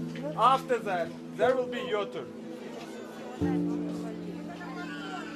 We've been here almost for 3 days in this train station. I have to ensure that my family in safety, so that's why we're here and sending the family to Poland. Are you going to stay here? Yeah, I'm staying here. No other choice. You have no other choice. I'm trying not to think about this at all because I don't know when I can see my mother next time, and I don't know what will happen in Ukraine. So yeah, I don't know when I will come back. I don't know if she still will be alive. It's like The things that are happening now in Kyiv are just really bad. Shelling, gunfights, tanks rolling over cars, people getting hurt, civilians. It was stressful. It was emotionally disastrous just because, yeah, at that point, you know, you see families left and right too, and they're also dealing with the same things, and they packed their whole life in a car just like we did. The Ukrainians are giving priorities to children and women. the guys of my age who.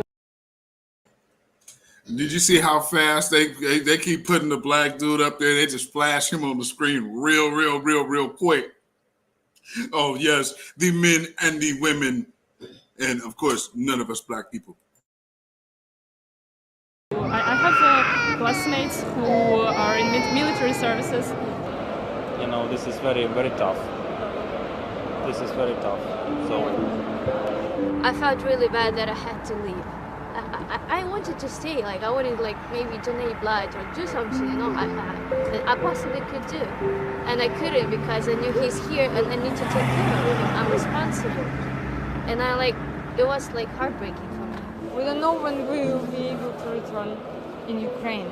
I'm not saying about home because nobody knows. I guess part of me will always believe that everything's gonna be normal back again, you know, that Kyiv is gonna be back normal. Yeah, but I wish we would go home. Maybe in 1 month, maybe earlier, you know. Hi, everyone. George Stephanopoulos here. Thanks for checking out the ABC News YouTube channel. If you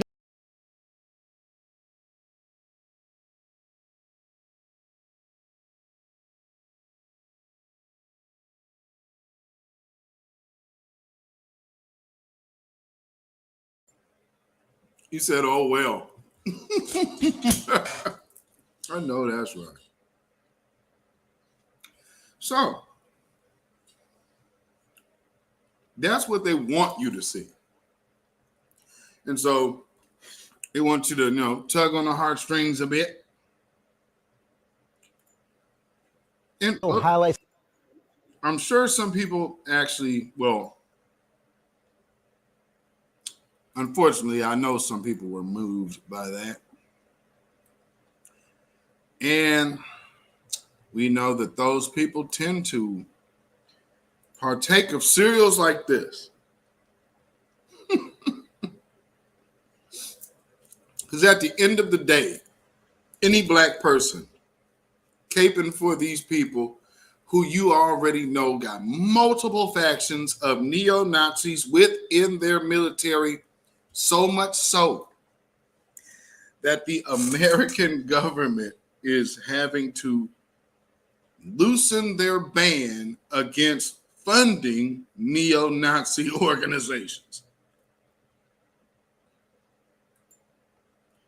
Maybe that's why the talk of white supremacists have went all the way out the window. Because now you have to talk about white supremacy when it comes on an international scale. I mean, they've already shown you the hypocrisy in reporting. So let me show you a little bit that was on the BNC. And this is the Kimberly Julian lady.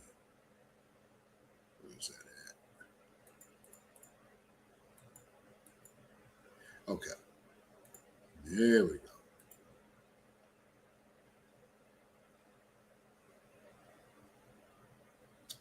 Let me get this in here because this woman gets in here and starts talking about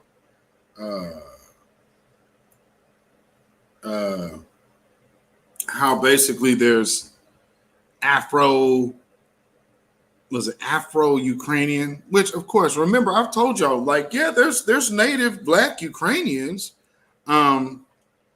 which even go back further than what she's talking about, to be quite honest. But even in Russia, like, there's been Black people over there, Germany as well.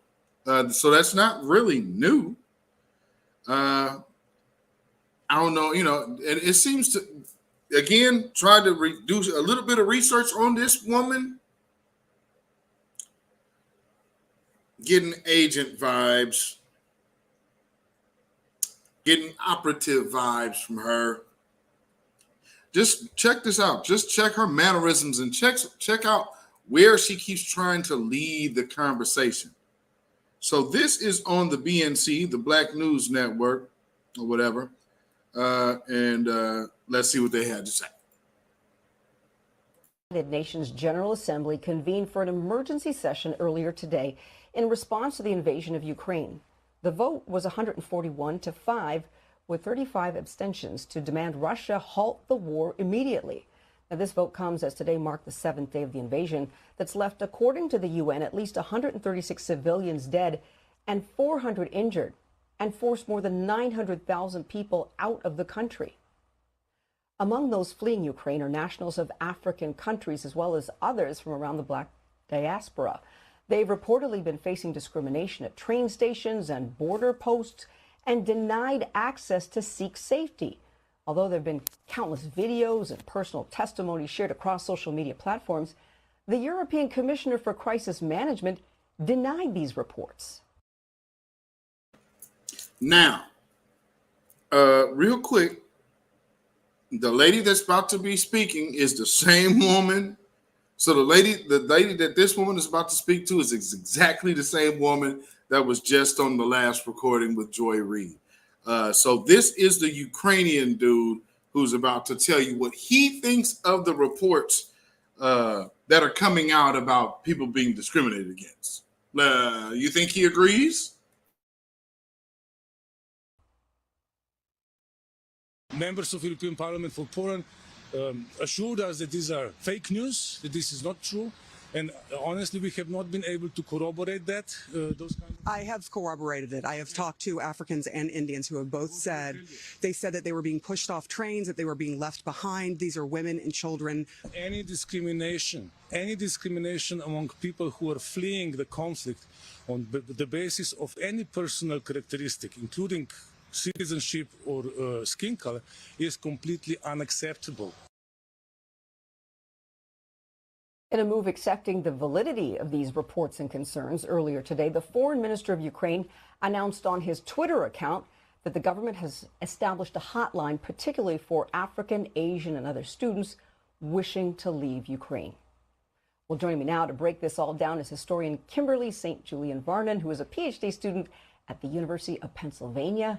Her dissertation examines the Black experience and how the presence of Black people shaped ideas and understandings of race and nationality in the Soviet Union and East Germany. Kimberly, welcome to the show. Glad to have you. First thing I want to know is, what is the latest on the ground with regards to the...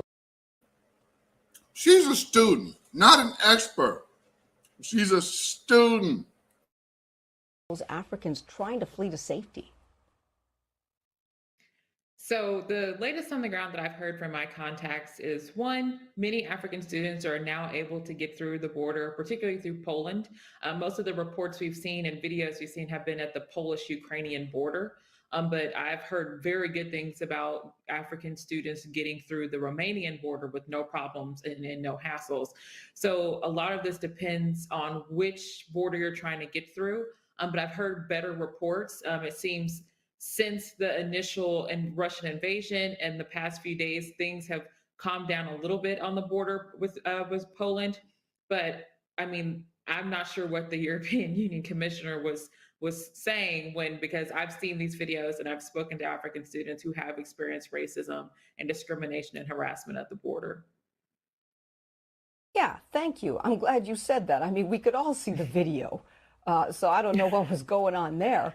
But why do you think Africans fleeing Ukraine had to endure such racial discrimination? And were you surprised at all?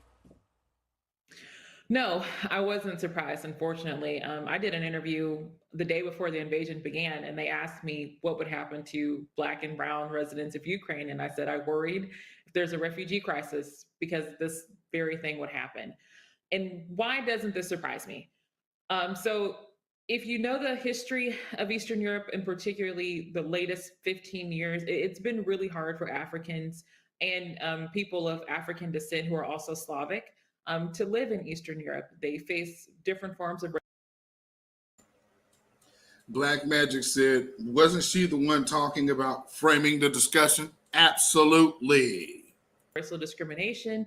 Indian students also face racial discrimination. Middle Eastern students face racial discrimination. Also, the Roma population has experienced a lot of racial discrimination.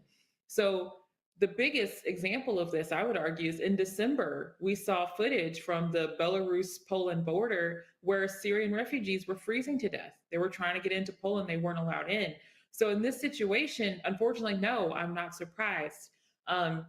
Racial discrimination has been a living fact in Poland and in Ukraine, and particularly in Russia, since the collapse of the Soviet Union and the collapse of the Eastern Bloc. But I do want to have, some. Oh no, she don't need no hot comb because she ain't in Ukraine. She's in Philadelphia. Here's what's so cold about this. They're talking to her, who's a student who did a dissertation on Blacks in Ukraine, who's, I guess, still in school. And for some reason, they're talking to her over the people to whom were actually on the ground. So Joy Reid brings this woman on MSNBC. Now she's on BNC. And if you've noticed, now they kind of have to interweave in the truth now into conversations, but she is still on team damage control for white supremacy. So y'all peeping this? So now she's getting into some, see, this conversation is about refugees, the Black ones right now, being discriminated against at the border. And being discriminated against in Ukraine. Notice what this woman has not even mentioned or brought up. The video that I played earlier in this broadcast, it shows you all of these different multiple English speaking, a lot of them white supremacist neo-Nazis from Ukraine, which are part of the military of that country, which fight for it.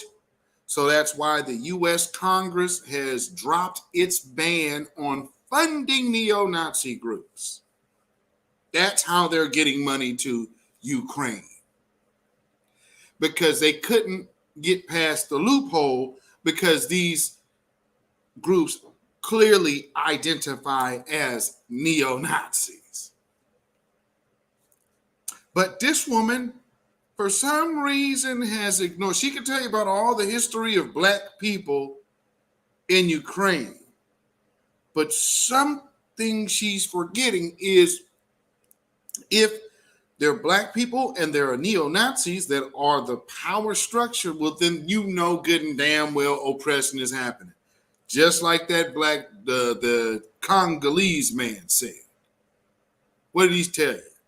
Well, being Black, living in Ukraine, there's just certain things you expect.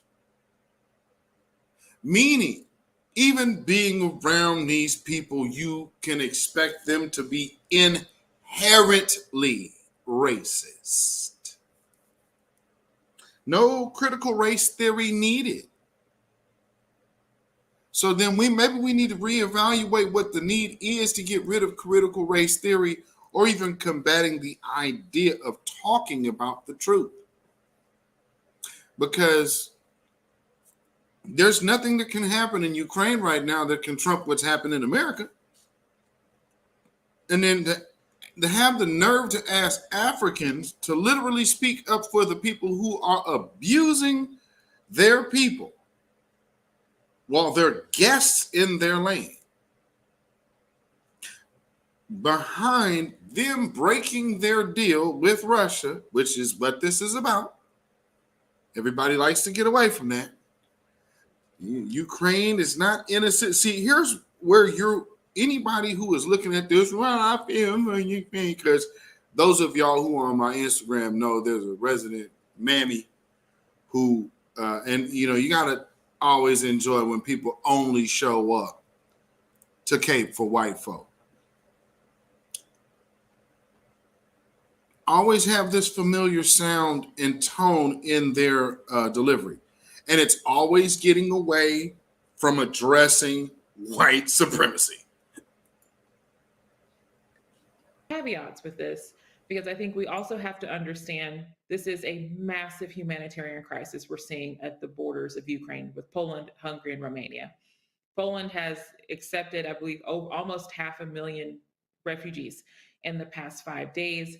And that does not excuse any of the racism that we've seen. But I think it's important to context the chaos that we're seeing. You hear stories, some of the students have discussed waiting at the border for 20 hours, to get through. Unfortunately, that's also a very normal case for. Notice the familiar word, chaos. He said, come out. I was back up on the screen. Oh, say she looked like Kamau Bell. Lord. Ooh-wee. Yeah, Deneen Soul. Yeah, I this woman here, and she's really going out of her way to really just clean up the anti-black race. Well, it's chaos. That's the same thing that Anna Navarro said. Well, when we had to flee from our country and we fled, war is chaos. Odd. You said those glasses, though. Everyone at the border, because it was so chaotic and the Polish officials were completely overwhelmed. Another element of this, and I think it's very important for us to remember.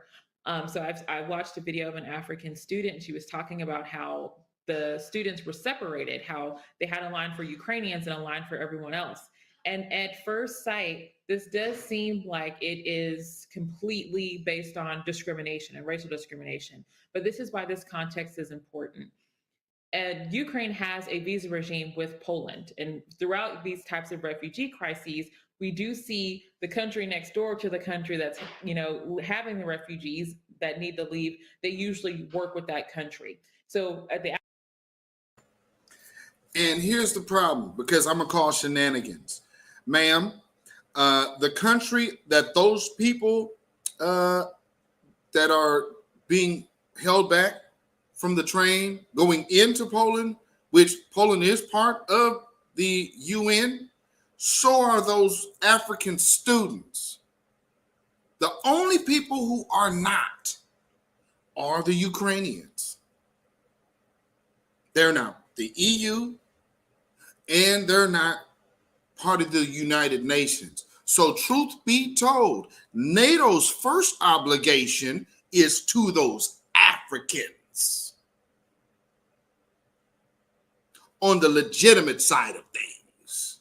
But they ain't talking about that, and this woman knows that, because good and damn well, Ukraine doesn't have the protection that those African students do.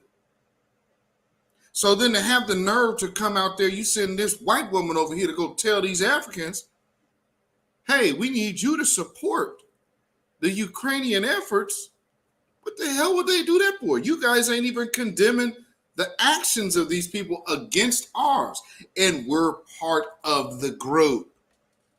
So what they're showing, what NATO is showing its African members, Y'all don't even rate to the outsiders. Y'all done did all of this, let us in on your land, partake on all of your land's resources. And these peasants over here with Nazi symbols and Nazi tattoos still mean more to us than your black ass.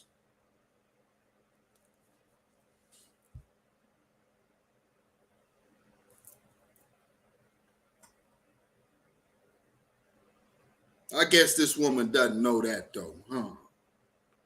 With all of her education, she doesn't understand the simple connection that there is one group of people over there who is actually covered by NATO, and it ain't the Ukrainians. Somebody better tell her. Outside of the war, when we first started seeing people leaving, this is what was happening on the border, where they're separating foreigners who did not have Ukrainian passports and allowing Ukrainians to pass through. Here's the problem. Again, they're part of NATO. They don't need one. Their passport, because they're part of NATO, would allow their passports to go on through. So regardless of what deal Ukrainians have with the Polish, you know good and damn well, these people are supposed to be granted asylum off the rip. This woman's full of it. Problem. Many of these African countries do not have embassy or diplomatic representation in places like Poland. For example, if you're a Kenyan student. Stop. All you need to know is that your country is housing students from a nation that they have treaties with. Done deal. Cut the crap. The closest embassy to you is either in Vienna, Austria, or in Berlin, Germany. And those are thousands of miles away from the border. And so when you're in a crisis situation in a foreign country, your embassy and your consulate are your immediate contacts on the ground, because they can help you navigate and get through a lot of these red tape situations we see on the border. So that's some of the context for this. Does it excuse the racism of pushing African students off the bus? No. That's some detail, Kimberly. But you know, when you see the video, I mean, it doesn't look like that. But I'm going to take your word for it here. I don't know why it always seems to look like all the black people are in one line. I mean, I'm not even going to go there. Well, that's because what's happening. Because that's actually happening. That's why. You just heard the other man tell you they making them people stay so they could fight their fight.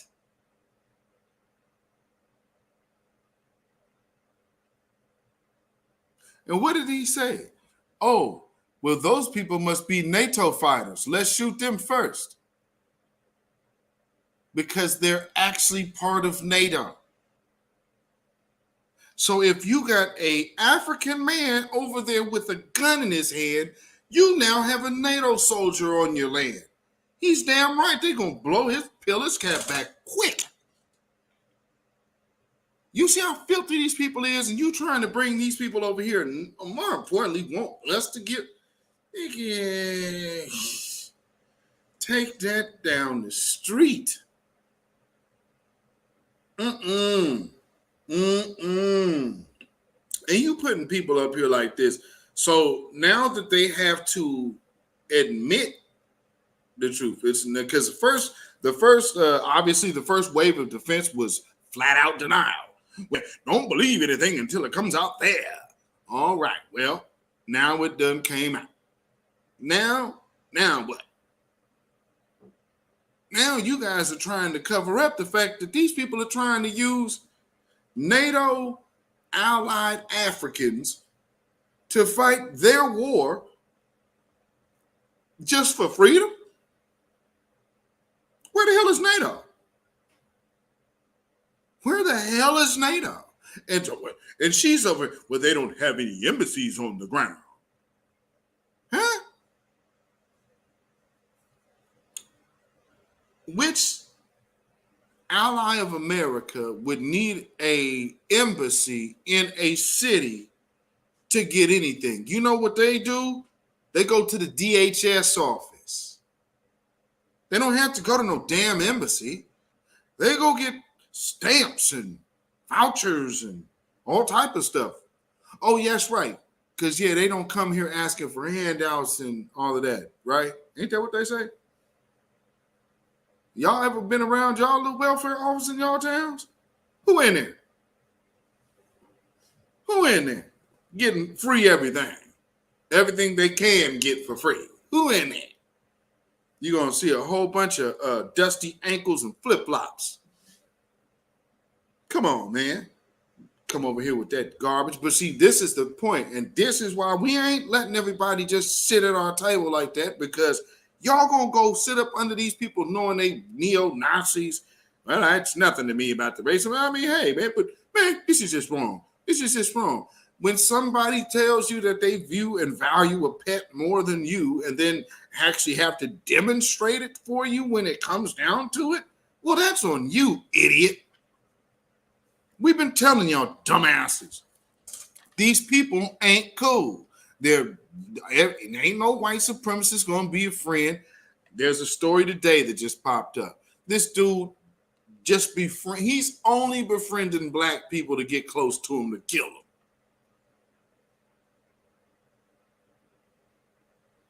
That's it. So, with that being said, I'm going to take this mammy off the screen because we heard enough of her twisting. But this is my point. These little plants that they put, and if you try to research her up, you ain't going to find much on her at all. You ain't going to find much on her at all. I've tried to find some things. One thing I did find, which is written, it's a different writer name. I'm suspecting she might be one of those people who writes under different names. And she has a male writer named James something. But in this particular story, it's literally talking about how to help the Ukrainian LGBTQ plus and the black people in Ukraine. I said, wait a minute. When did the sexuality part even become anywhere of the conversation in this scenario? Because truth be told, that's a whole other point that I wanted to bring up. Have y'all noticed that within this whole move right here and this whole invasion thing going on, it's just Ukrainian,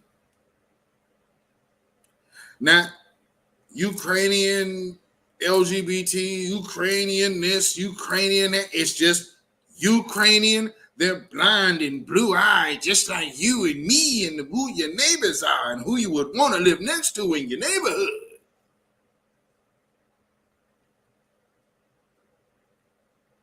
All right. So, unfortunately, Western media, see, we have to understand what is so hard for the Western media, especially American media. They covered for white supremacy so long and have had such a deep, devout hatred for anything positive about black folks that, again, this is like the chickens coming home to roost for the media. Because new black media wouldn't let this story go away. And because these people, be clear, you came black overnight.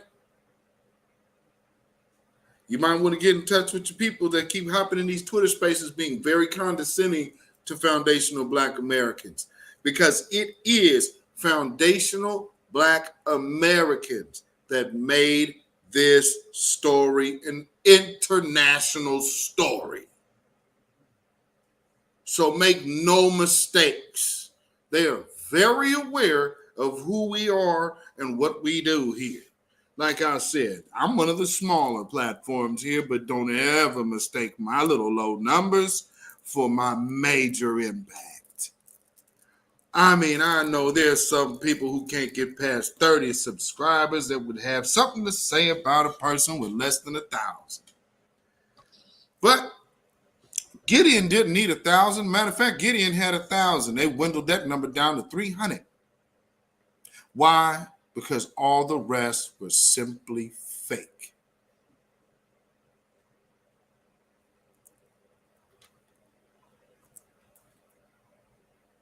Just like the lamestream, live stream media here. They look like any European family. Christians, they're white. You know, this is a relatively civilized, relatively European, I have to choose those words carefully too, city where you wouldn't expect that or hope that it's going to happen. When they say, oh, civilized cities, and in another clip, well-dressed people, and this is not the third world, they really mean white people, don't they?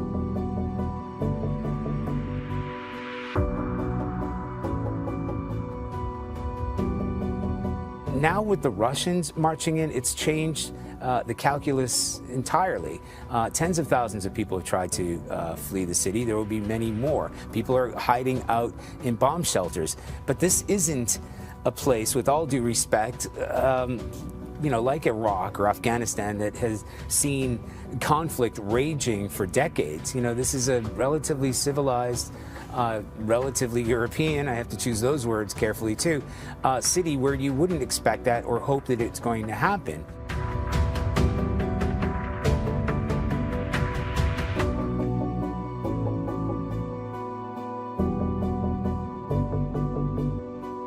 Now the unthinkable has happened to them. And this is not a developing third world nation. This is Europe.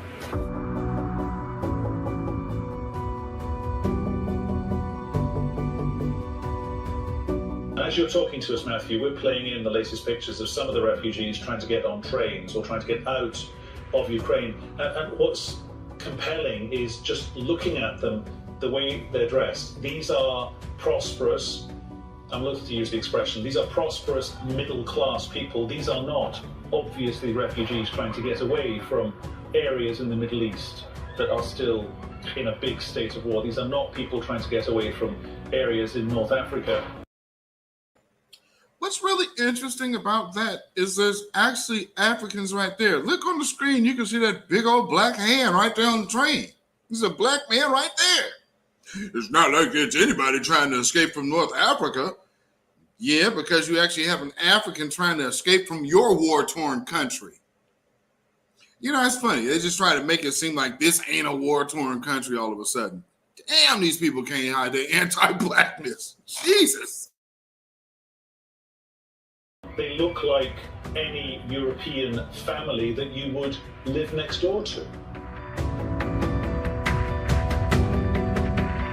These are not refugees from Syria. These are refugees from neighboring Ukraine. I mean, that, quite frankly, is part of it. These are Christians, they're white. It's very emotional for me because I see European people with blue eyes and blonde hair being killed, children being killed every day with Putin's missiles.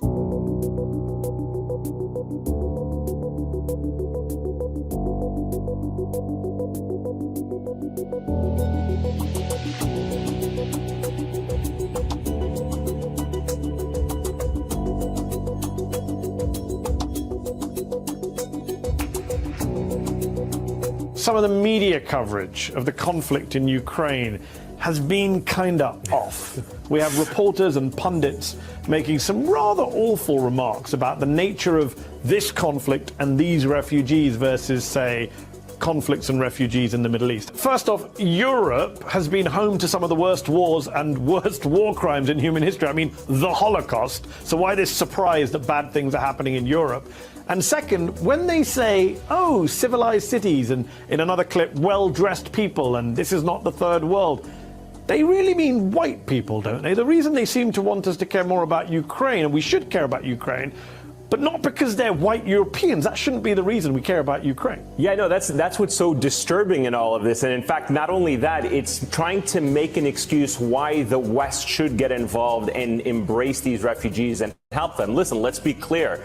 You should encourage and actually help refugees because they are fleeing a war. I don't know if you saw this. There was a op-ed today in the Telegraph. Well, I think we have it. We'll put it up for our viewers to see. This was an op-ed in which the writer, Daniel Hannon, said that these people, the Ukrainians, they're like us. They watch Netflix. They have Instagram accounts. They read uncensored newspaper, and then goes on to say that war is no longer something visited upon impoverished and remote population. Oh no, it's happening to us here in Europe. And to your point, you're absolutely correct. Europe has had some of the worst human rights abuses and atrocities and wars in not just modern history, in all of history.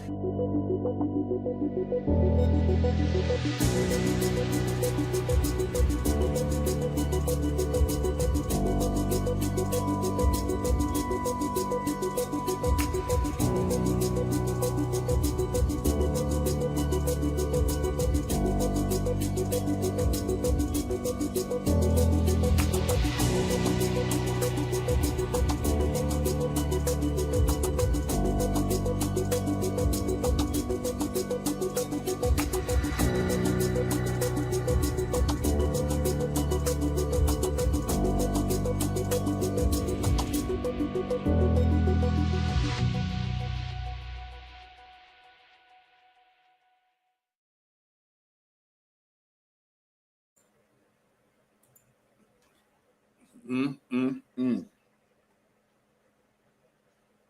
you go. Yes, indeed. See, that's international. Get back to the where that thumbnail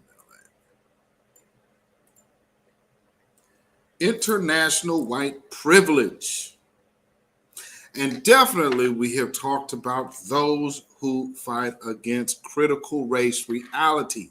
Unfortunately, some of these people look like us.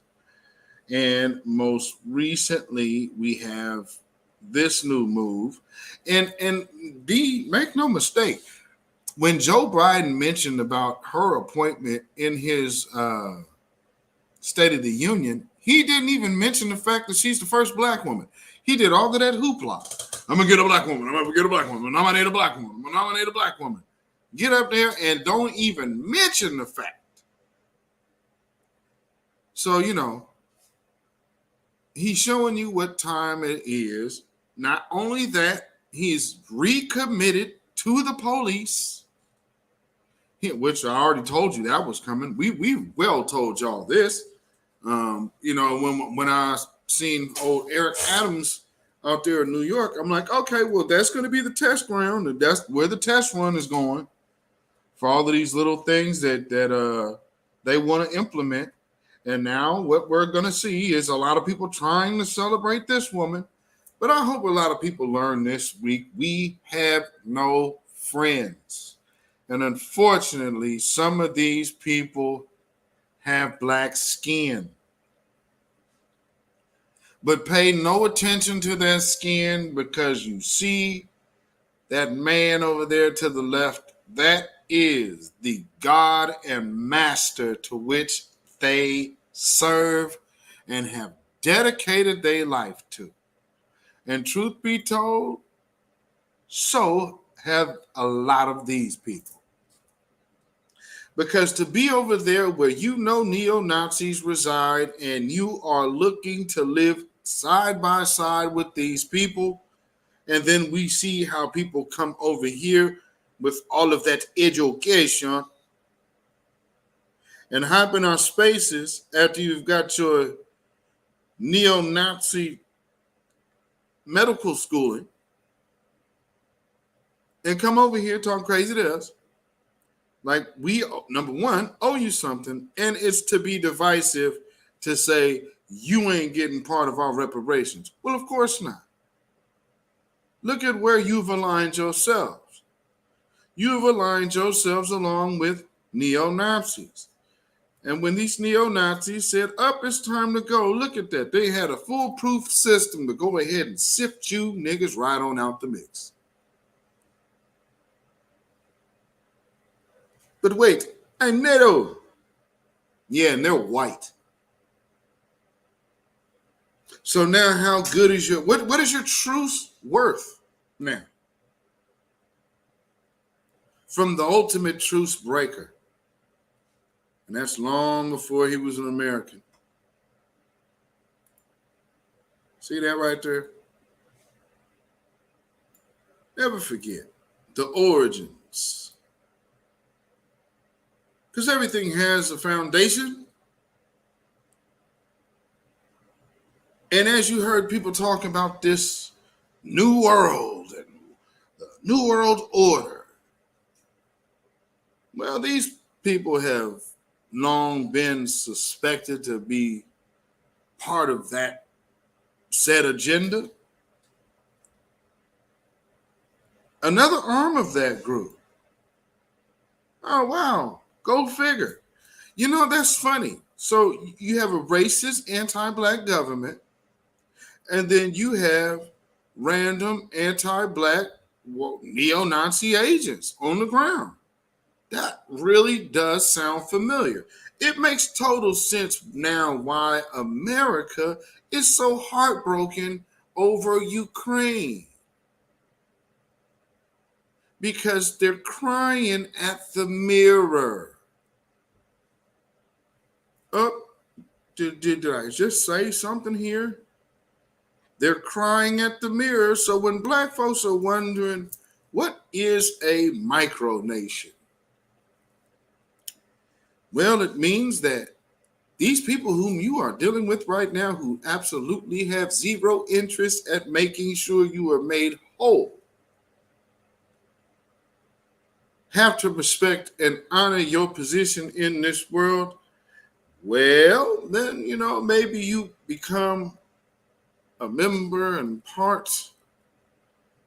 a tribal member of the United Empires of Alkebulan, which is not a cult, not a religion, and not an organization.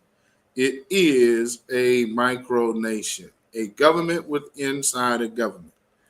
And there are many other micronations within this society. However, we are one of the black ones. So there's that. And then, of course, with that being said, we have the Dr. Martin Luther King Reparations Act. If you've noticed, they haven't even wanted to mention his name since I have put this out there.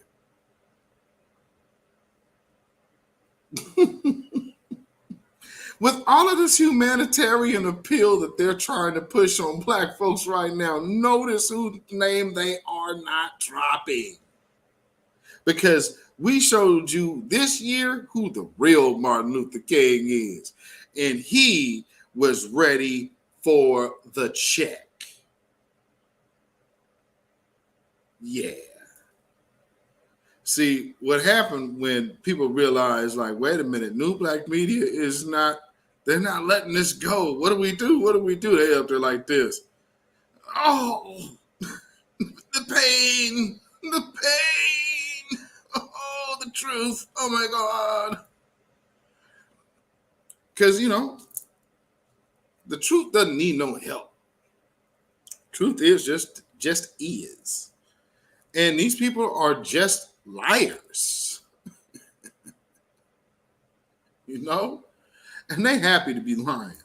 You get this video. Happy to be liars. Proud liars. It's a damn shame. So check this out. Something else I noticed, and this is, so here's something that you're not hearing in mainstream media. So here is something that you are probably going to exclusively hear right here on this broadcast. Because as far as I know, I haven't seen anybody else mention this yet. And this just broke today. So knowing how people tend to play, check this out.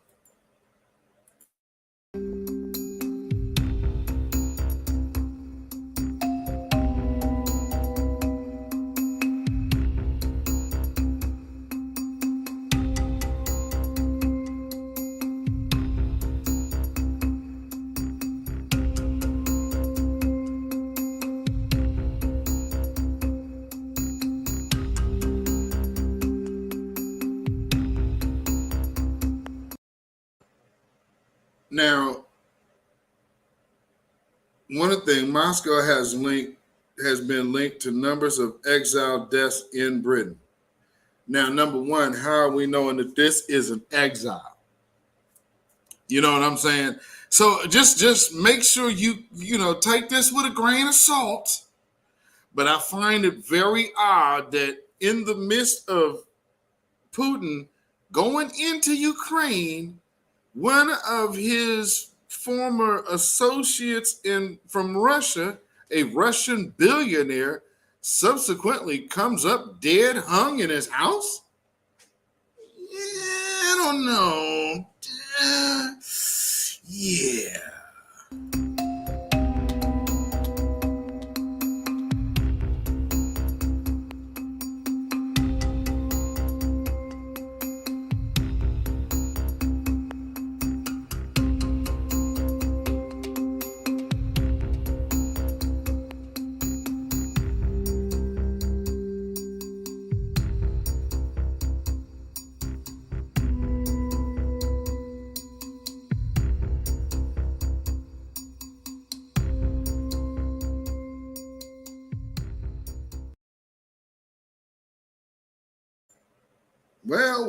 Well.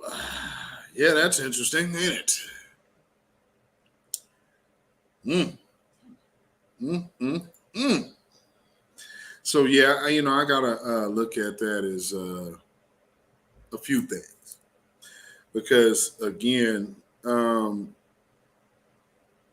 could look at it as, is that somebody other than Russia intervening and doing something and possibly framing the scenario. And I mean, considering how we are from the propaganda false narrative capital of the world, and from a place that just because a white woman said it, all of a sudden started adopting the idea of alternative facts because they did not want to call Hillary Clinton a liar. And she's not going to say, no, she'll say, well, it's alternative facts. You haven't heard that BS since. But you know what? People, we're going to still vote for Hillary. Y'all remember the black woman that was crying when Hillary lost to Barack Obama? Y'all remember that? The video of the black woman crying. Hillary. Doing the most. So check this out. This is another, this kind of gives you a different perspective than what they're telling you in the Western media, because we already understand our mainstream media is an absolute joke. All they are now, only thing really that is kind of accurately real is the weather. Other than that, like for our news here, they go out of their way. So they do a bunch of stories about like pets and shit. So they don't have to do any real stories about anybody non-white. I mean, so they'll figure out, oh wow, look at this dog, it does a trick. Ooh, I mean, so it'll be white folks all on TV. Oh, this business here. Like this morning, they tried to break out some bootsy barbecue. You talking about, yeah, we got a barbecue sauce here since 1950 something. Bullshit. I know that's cap. No, you have not. And a white boy with some barbecue sauce in here, like, you ain't had no barbecue sauce in this joint. Oh, this is good. Man, Kraft came to people I know. So you mean to tell me that before the big majors had barbecue sauce for sale, you had some on a ranch in Oregon with no black people at? You don't get the hell out of here. This is the type of stuff they do here. And put that on the news. It's like, you got to know he lying. Ain't no barbecue. So you guys been around since 1956. Yeah.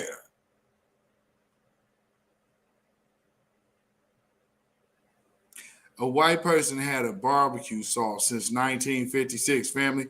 Anybody in this chat, well, at least all of my American folks, y'all know Cap when you hear it? I hope so. I most definitely hope so. So check this out. Deflection news, right, Bukinas? Damn it. Good grief.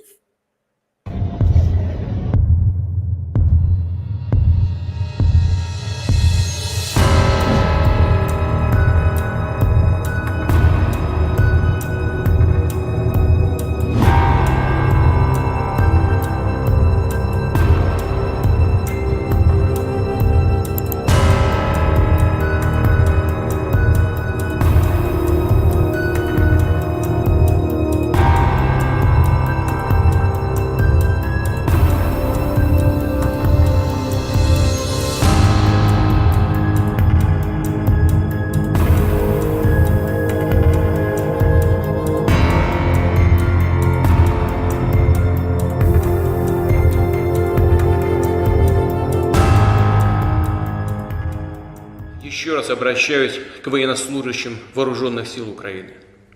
Не позволяйте неонацистам и бендеровцам использовать ваших детей, ваших жен и стариков в качестве живого щита.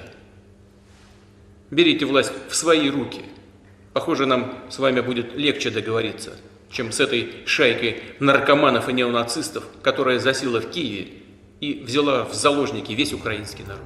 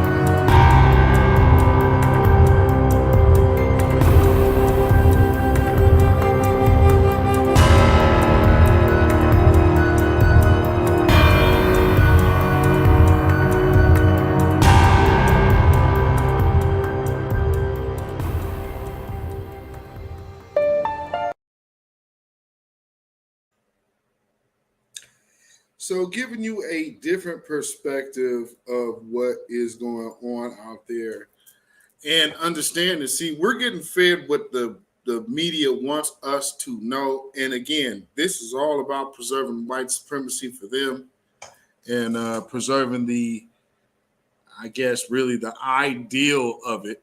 You know what I mean? And so, you know, it makes sense that they want people to support it because there's been black people and, you know, still are black people out here who support white supremacy. And we have a lot of black white supremacy sympathizers. And then we've had a lot of white supremacist deniers. However, when you get your face spit in, sometimes things get a little hard to hide. There's that video. Let's see where you at. Ah, there it is. So,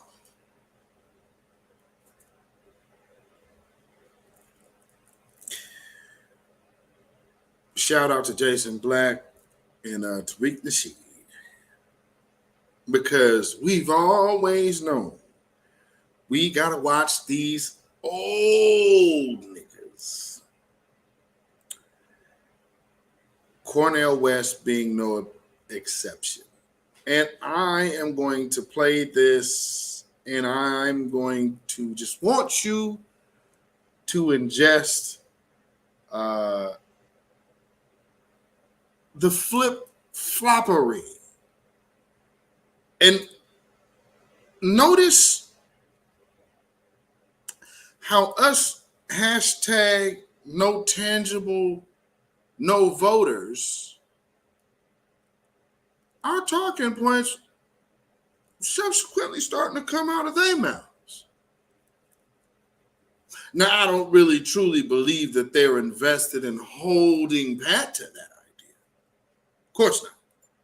But I do find it funny that they're trying to find some camaraderie with this B1 community. Aboriginal woman, he sure did say drug addicts. He said them people are drug addicts. B1, Michelle Hargrave, welcome, welcome. Can you hear me? Y'all should be able to hear me. Oh, okay. I see you took it out. Okay, got you. I think my mic is on. So check this out, family. New Black Media. Y'all doing more work than y'all think. Liberation, Black Prosperity, and Black Joy. I'm Charles Blow, and welcome to Prime. President Biden's first State of the Union address last night showed the nation what a difference 307 days can make in a presidency. Throughout the speech, not once did Biden mention Black people as a group when it came to the very issues that confront Black America the most, including issues of policing. Let's not abandon our streets or choose between safety and equal justice. We should all agree the answer is not to defund the police, it's to fund the police. Fund them. Fund them.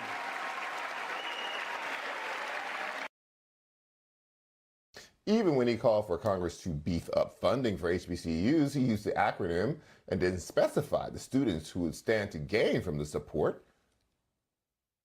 Let's increase Pell Grants, increase our historic support for HBCUs, and invest in what Jill, our First Lady who teaches full-time, calls America's best-kept secret, community colleges. Nor did Biden state the reason his nominee for the Supreme Court would be a historic first for the country. As I did 4 days ago, I've nominated the Circuit Court of Appeals, Ketanji Brown Jackson, one of our nation's top legal minds, who will continue in Justice Breyer's legacy of excellence. This is all a 180-degree turn from the Biden who addressed the nation 307 days before this, marking his first 100 days in his presidency. It was nearly a year ago before her father's funeral when I spoke with Gianna Floyd, George Floyd's young daughter. She looked at me, she said, "My daddy changed the world." Well, after the conviction of George Floyd's murderer, we can see how right she was if we have the courage to act as a Congress. We've all seen the knee of injustice on the neck of Black Americans. Joining me now to discuss is Dr. Cornel West, philosopher, author, and activist. Cornel, I've been studying these two speeches, the 100-day speech before a joint session of Congress, which is very similar to a State of the Union because they're in the very same chamber, and last night's State of the Union address. It is a stark difference. In that 100-day speech, he mentions multiple times this idea of identifying white supremacy and getting rid of it. Talks about the white supremacist threat to the country. He talks about equality and specifically names Black people along with other groups of people. He specifically goes out of his way to talk about the George Floyd Act in very compelling ways, which is not always characteristics of the president's speeches. What changed in the last 300 days? Well, as you know, my brother, if we don't keep strong pressure on not just Biden, but the Democratic Party, that it will fall right back into what is normal for it. And what is normal for it? Say what now? Wait. If we don't keep pressure on the Democratic Party, like no tangibles, no vote, or Ice Cube's plan for Black America, you mean something like that? Oh, right. That none of you got behind and supported. Yeah, got Cornell. Right. Gotcha. Black suffering, black freedom, black rights are tertiary, not even secondary. They're tertiary. It's only when you bring public pressure to bear that you get them at least to talk about it. And then you got to get them to follow through. But it's tertiary because they feel as if once the pressure is off, it's back to military spending, it's back to corporate domination of the economy, and it's back to the centrist stance. What was he talking about? Inflation. What was he talking about? Being hard on crime. Have we heard that before? That's the same neoliberal SHIT that we have heard over and over and over again that got us into this mess. And only if you had have listened to the new black media tell you time and time again. But instead, Mr. Cornel West, you took yourself over to platforms like Roland Martin, who thought that our way of politically strategizing was being stuck on stupid. Wow. Now all of a sudden, you sound like us. You are actually talking about our political strategy. But it took you to go put your hand on the stove one last damn time just to check and see if your mind wasn't playing tricks on you this time.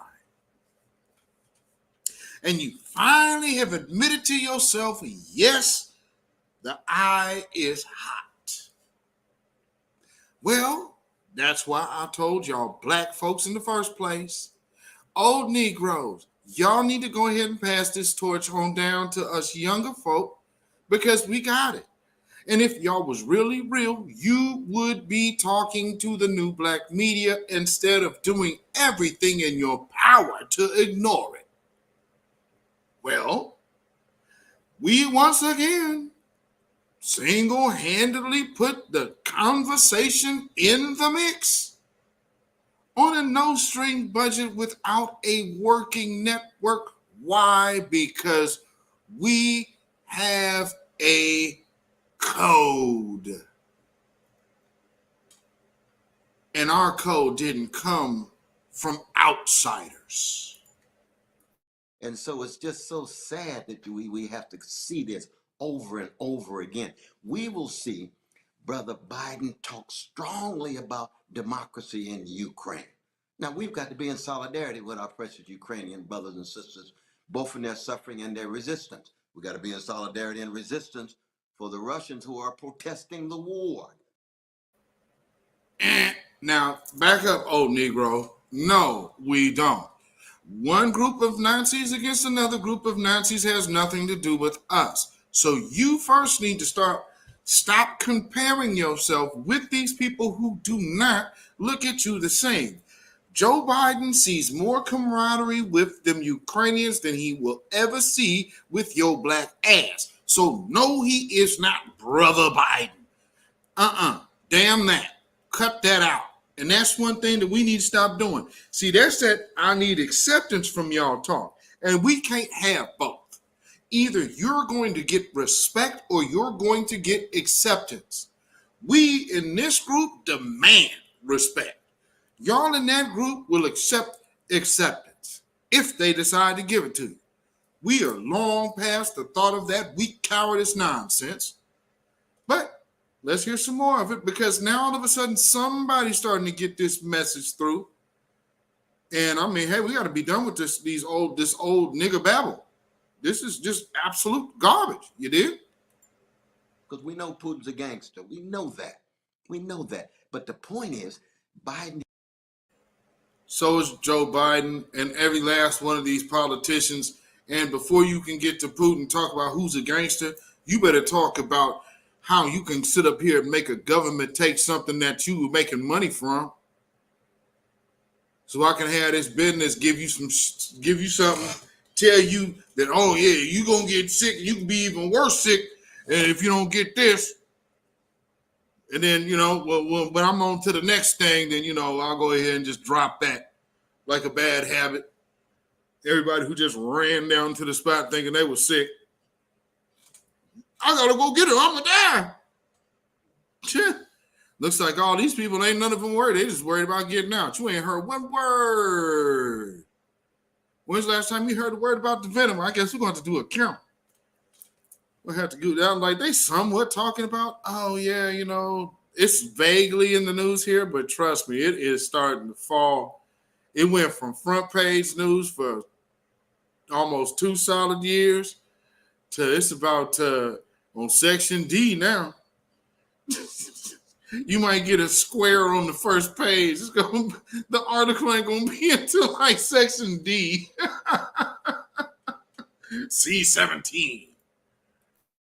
Himself is first and foremost a neoliberal politician whose priority is militarism abroad, centrism at home, and when he gets to it, some symbolic gesture having to do with race. Now that we've got a black woman headed toward the Supreme Court, we will never hear Biden say anything substantive about race, let alone white supremacy, as long as he's in office. I mean, that's just the way he rose. It's a sad truth, but I think we have to acknowledge that.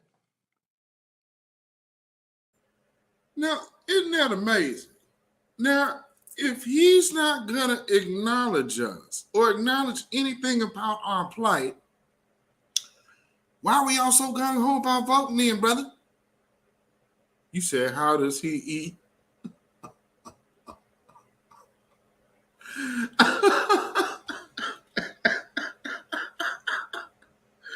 Aboriginal woman. Yeah, you know, but I mean, these dudes is making a completely different turn now. I'm interested to see if more people are gonna start talking like this dude. This dude does look like he got a one of them was the brooms, the hay brooms. he got a broom for a mustache. I mean, he got to eat chili or soup or something like that. That's just got to be a whole mess. I wrote a column for tomorrow's New York Times. It's on their site right now. You can take a look at it if you'd like. It's called An Open Letter to President Biden from a Dispirited Black Voter. In that, Cornell, I draw the parallels to the early 1990s. So people look at what the criticism, which I will say is mild of President Biden, because if you stack up a President Biden against a Donald Trump, Biden wins 10 times out of 10. Based on emotion, yes. Based on actual record, hell no. But yeah, I stack them up side by side. No. Because see, that you actually can't do, because there is not a 4-year kind of way to weigh that out. So that's BS. False equivalency here. So you're still see what he's doing. So he's still basically, oh man, it ain't never gonna be. He ain't never gonna pay attention to no black folks. But it's still better than Trump. So this is almost moving into the direction of, let's be honest, that he ain't gonna do nothing for black folk, but it's still better than what our option was. We're not falling for that line, dude. No. And this just sounds more creative way of doubling down on the same crap. But that still doesn't mean that you don't try to better your friends by making sure that you correct them when they are wrong.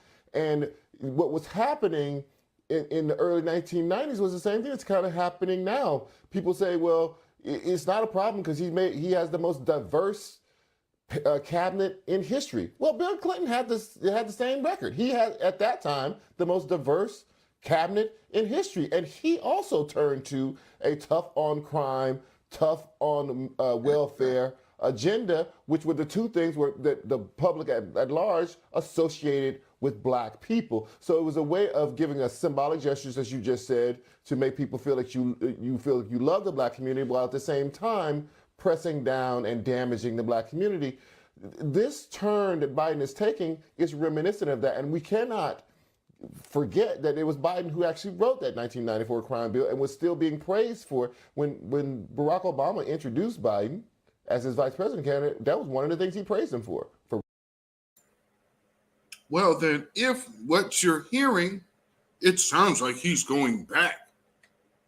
No, it sounds like he's staying the course.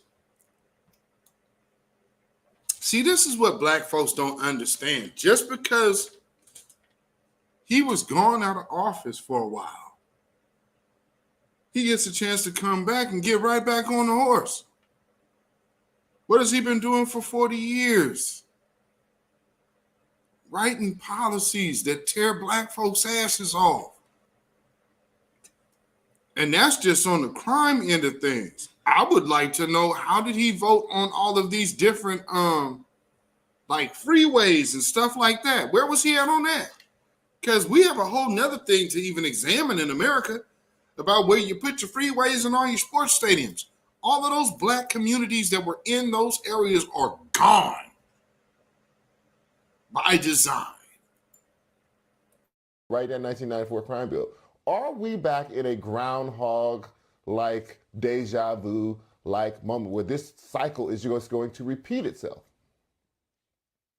No, I think that I can't wait to read your column, brother, because you know I don't miss your columns. Indeed, New York Times. But I think we are in some ways back to the 1990s. We got to keep in mind that President Biden not only was responsible and the architect for the new Jim Crow. It's not just the mass incarceration regime, but he was also very, very critical.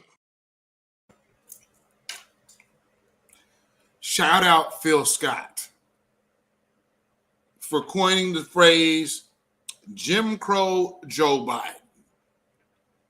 Shout out brother Phil Scott. African diaspora. And now you even got him using, well, he's Jim Crow. You know what I'm saying? Man, that's always funny, man. Man, this time, 2020, everybody has such a different tune. Here it is, 2022. Interesting.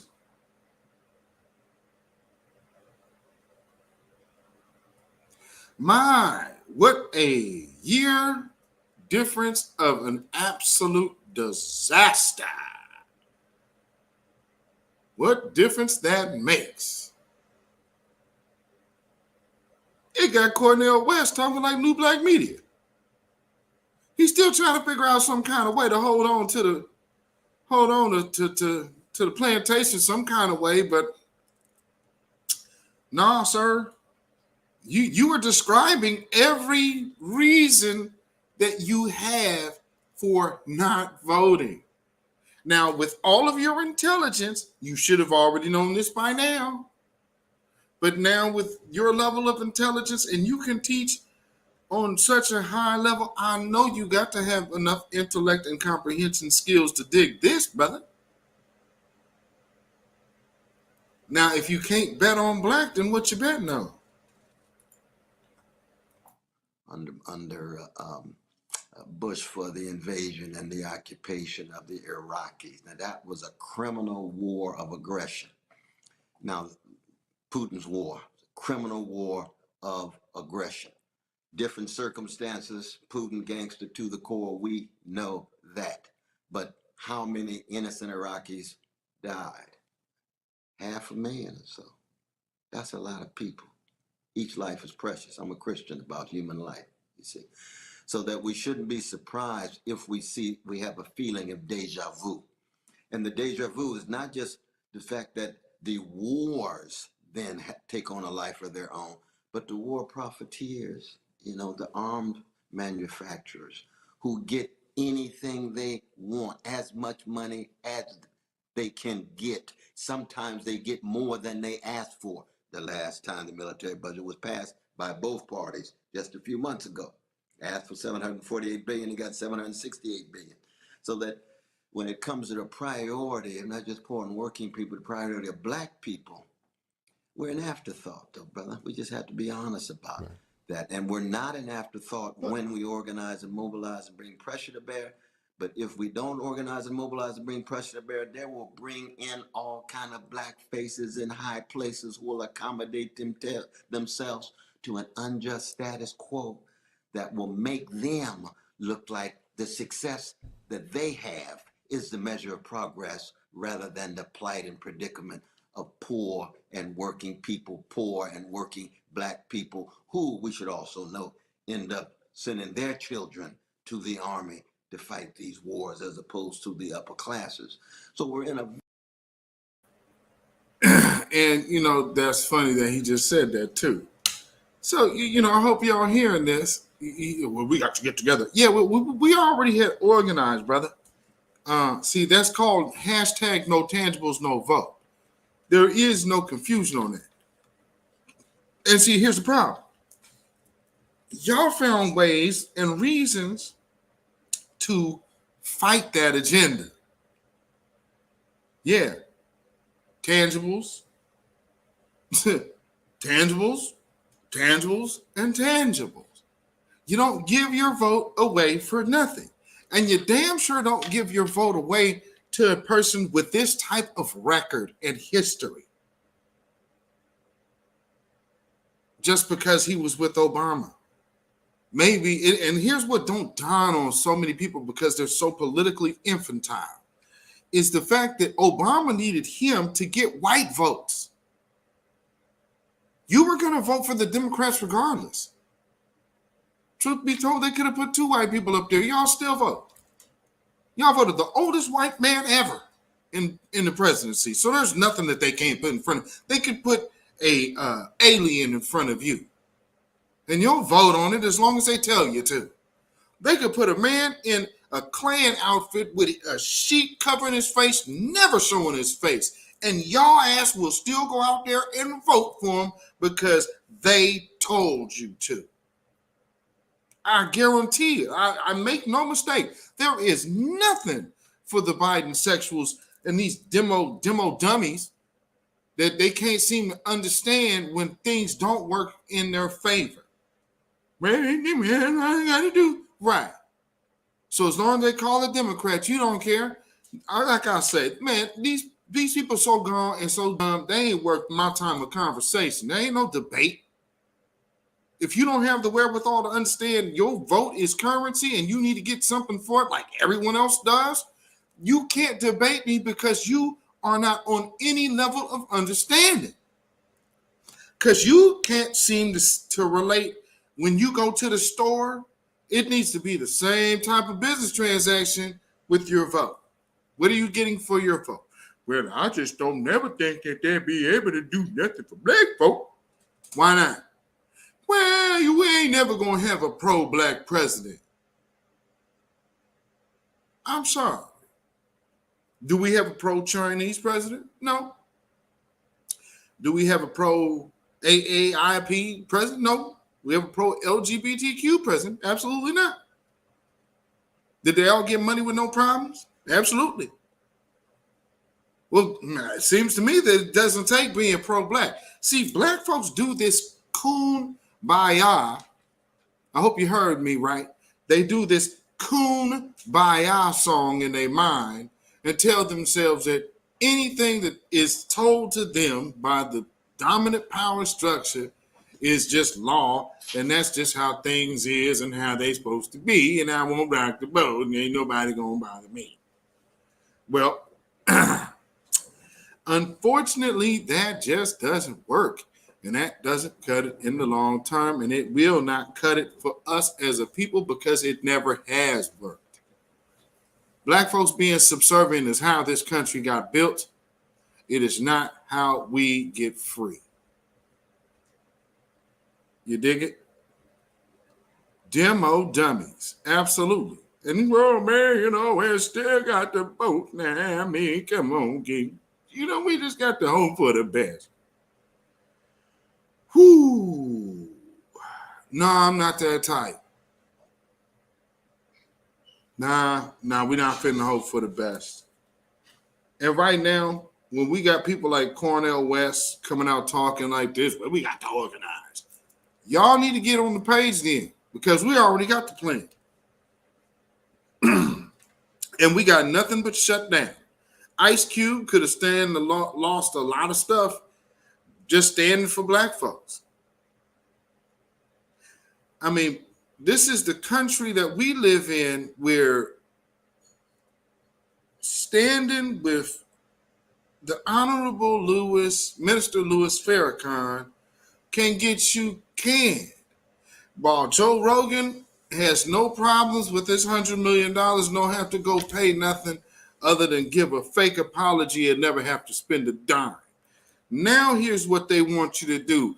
After getting you so emotionally hyped against Trump's open racism, now they want you to be compassionate for swastika tattooed white supremacists in Ukraine. And you're telling yourself, well, it's okay because the baby's out there getting the baby. That's propaganda, because do you hear what they're saying on the news? It's just about whiteness. And white people harming and the blue eyes and all these black folks over here. I can't stand these black people out here to just overlook the plight of black folks to come cry for these people in front of another black person. You are a disgrace. Absolute, total, utter disgrace to your skin and the blood that runs through your veins. You need to give that up. Go give as much blood as you possibly can, because you don't deserve it to have it anyway. Because you have no respect for it. Your ancestors on this soil, their blood is something to be respected, something to be honored.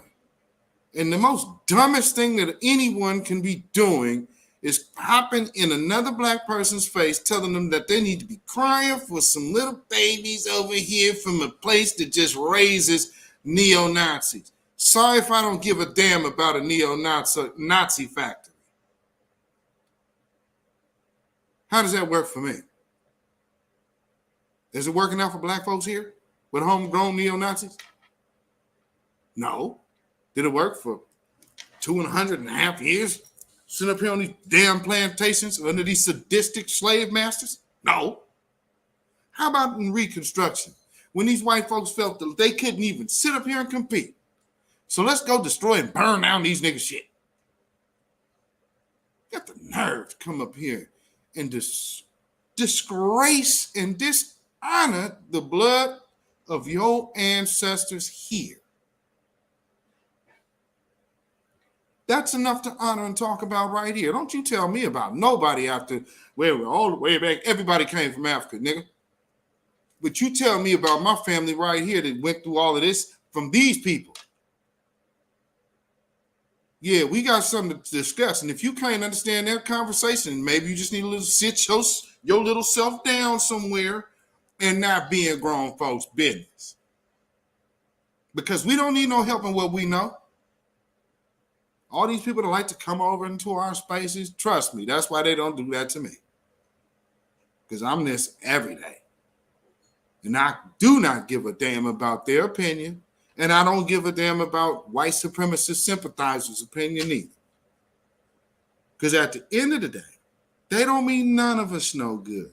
And at the very first opportunity, they will sell us up the river. This dude right here, I'll say this. Let's watch. And let's see what he's doing. Now, with what I want to hear him say, I want to hear more, because I have already started hearing people talking about not voting and people stepping away from the Democrats like that and literally sitting this out. So it's starting to resonate. You said goat face. Damn it. Very grim and dim situation. But black people have been there before. We're gonna come back. We're gonna bounce back. Oh yeah, we're gonna bounce back. Let me ask you about the strategy of addressing, or maybe not addressing, or coming up to the point of trying to address black issues or racial issues without ever mentioning race, as the president did in this particular speech. A few weeks ago, the New York Times reported, can we roll that back? Reported on the Biden administration's new plan to address environmental racism without using race as an identifying factor. You know, what is this thing? Can this even be done? Can we deal with issues of voting rights without mentioning race? Can we deal with issues of police accountability, reform, and safety in our communities without dealing forthrightly with race? Is there something about that chamber last night that changed the president's mind about overtly dealing with race, white supremacy, black oppression, the oppression of immigrants and their plight? I mean, what was it? Well, you remember the subtitle of our dear sister Michelle Alexander's book, The New Jim Crow, Race in the Age of Color Blindness. You see, so that to not mention race is always already a sign of denial. There's no way you can confront the various dimensions of white supremacy and racism without acknowledging the role that race and class and gender and a whole host of other factors are playing. But not to think that you can proceed by not mentioning race at all. Being colorblind is a myth. It's a form of denial and avoidance that ends up rationalizing centrist neoliberal public policy that makes black faces in high places look so radical and progressive, and it turns out to be milquetoast.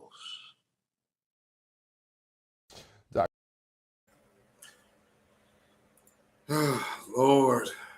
And you know what? Here's another thing. You talking about these you got to call it what it is, though. See, we calling it like we see it. So we're going to be able to say, you putting the black face in a high place in this moment. We know this ain't no win for us. We over here at the New Black Media telling we know good and damn well that ain't no good move for us. We've done nothing but show you this woman ain't cool. Shout out to Nas Escobar that shared that video, letting you know that this Ketanji, I mean, there's a whole mass shooting based on race in a settlement that comes down. And this woman, all she has to do is sign off on it and found a reason to skirt these people getting justice. Absolute insane. But unfortunately, we'll still have dudes out here doing this type of thing.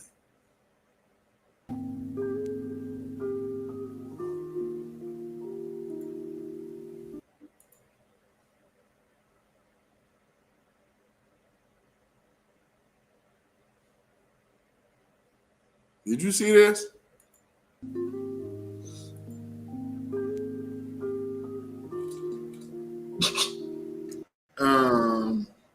Yeah. We'll run that one more time.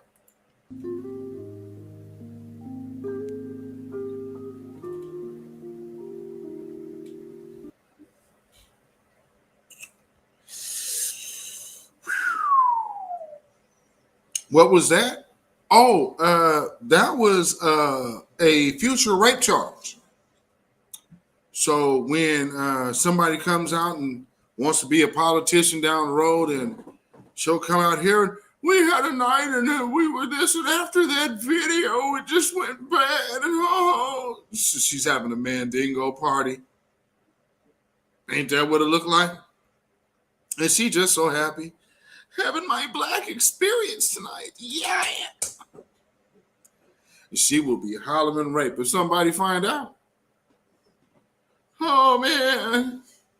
I mean, shoot, you seen that woman faked the whole kidnapping. 2 Mexican women jacked me and kidnapped me. 2 Mexican women. And she over here with her damn ex-boyfriend dipping off on her husband. Willing to put somebody else's life in jeopardy.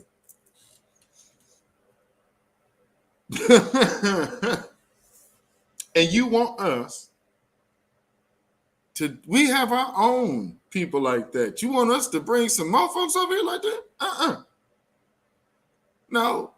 They want them good atheist white supremacists coming over here. Nah, you can keep them over there. And they talking about, yeah, one world, new world. Yeah, We see what time it is with y'all. At least, you know, I do, and the people who are watching these broadcasts understand.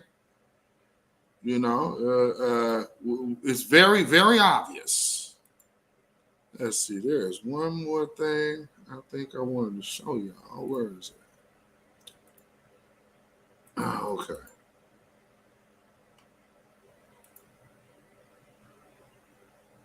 Okay. There it is. Let me play this for you real quick. There's plenty of butter biscuits. Yeah, she sure enough was having a damn mad dingo party. That's a damn shame, man. It's a damn shame. I said, Becky tears come later. Better believe it. Literally looked me in my eye and said in his language, only Ukrainians, that's all. That if you are black, you should walk. I'm currently in Debrecen, Hungary. I got in like 10 a.m. today. Today is the 28th of February. It wasn't easy. On Friday at 8 a.m., I was on my way to Poland. I took a commercial taxi and the taxi couldn't stay on the line of cars because literally cars had been there for 2 days. And when we dropped, on the Google map, it was saying a 1 hour walk. And I was like, 1 hour walk is nothing, you know, if it's getting us there on time. And we walked and it kept increasing. The term walking is traumatizing me. The term walking, I walked for 12 good hours, and it's not an exaggeration. The traffic warden saw me and said I should go to a shelter to sleep, and I slept, and he said the next day that there is a bus going from that shelter straight to the Polish border. And when it was time to get on this bus, the Ukrainians said, just Ukrainians, literally as a black person. I even lied that I was pregnant. They didn't care. I was begging.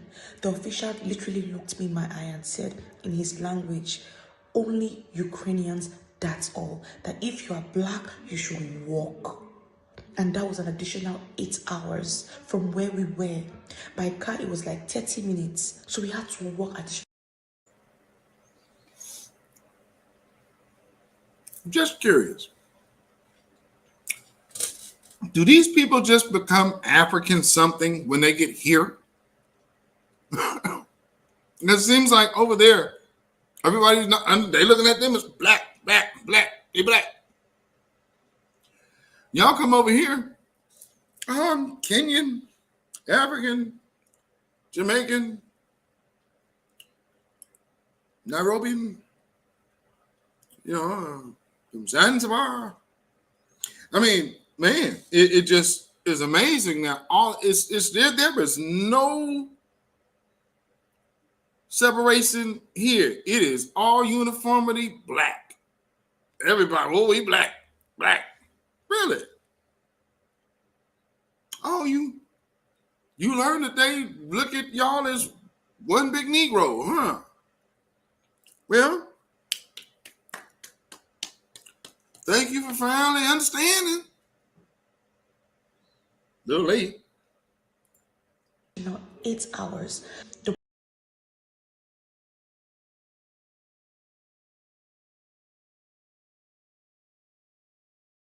Ukrainian border.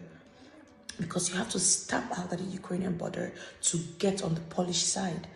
And the Ukrainians are only prioritizing their citizens. They don't care. They will push you. They will beat you.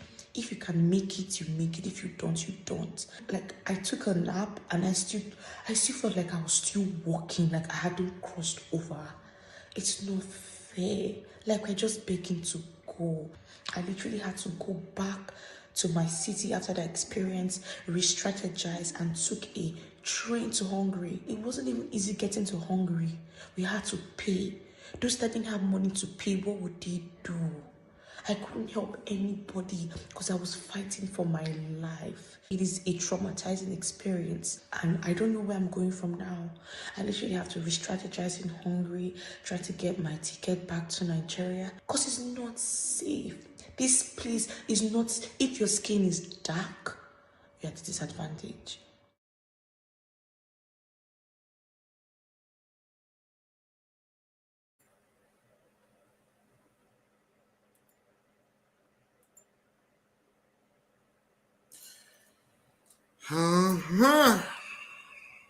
And let that be a lesson in exposing international white privilege and those who fight against critical race reality. Like people like Anna Navarro, Joy Reid, and Kimberly St. Julian, and most definitely Judge Ketanji Brown Jackson, which is funny. She actually found a white man named Jackson, and then Clarence Thomas, of course. So when we see people in this predicament, yeah, hold your own nuts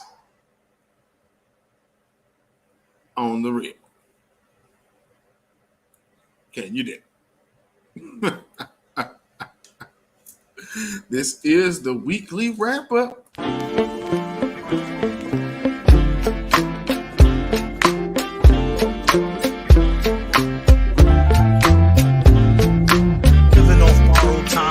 Tick faster.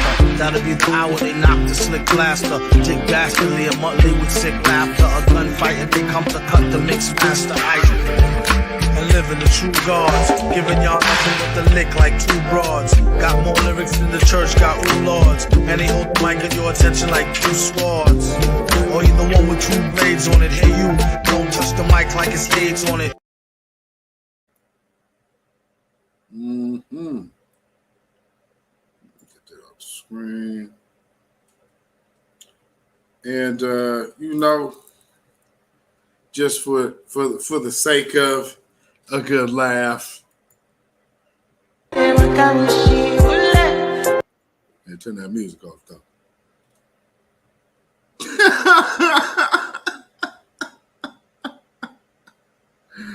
One more time.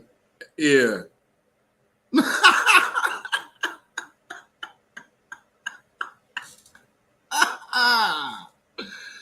And one more time. Karma for the win. Karen flicks off a little girl and then bam, falls off that slide. On your face, Karen. Racist biatch. Oh man, I thought that was funny.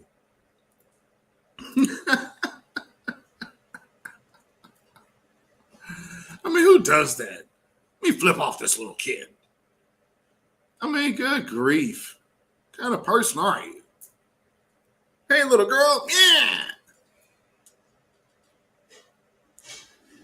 That's what she get. Good Lord. That's hella funny, though. Oh, man. So let me see here. What else do I got? I think that might be close to it. Let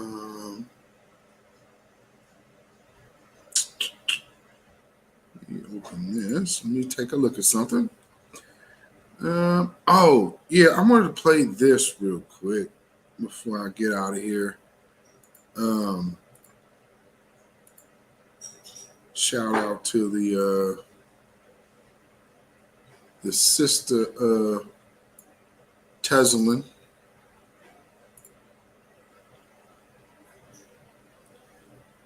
She was on BNC giving her putting her 2 cents on in it. So let me go ahead and let this run. We almost out of here. Out of black leadership when it comes to speaking out on behalf of the people of Ukraine. Well, first of all, as a veteran, I do believe that we have responsibility to be humanitarian. At the same time, the nerve of anybody to think that Black people have not done enough.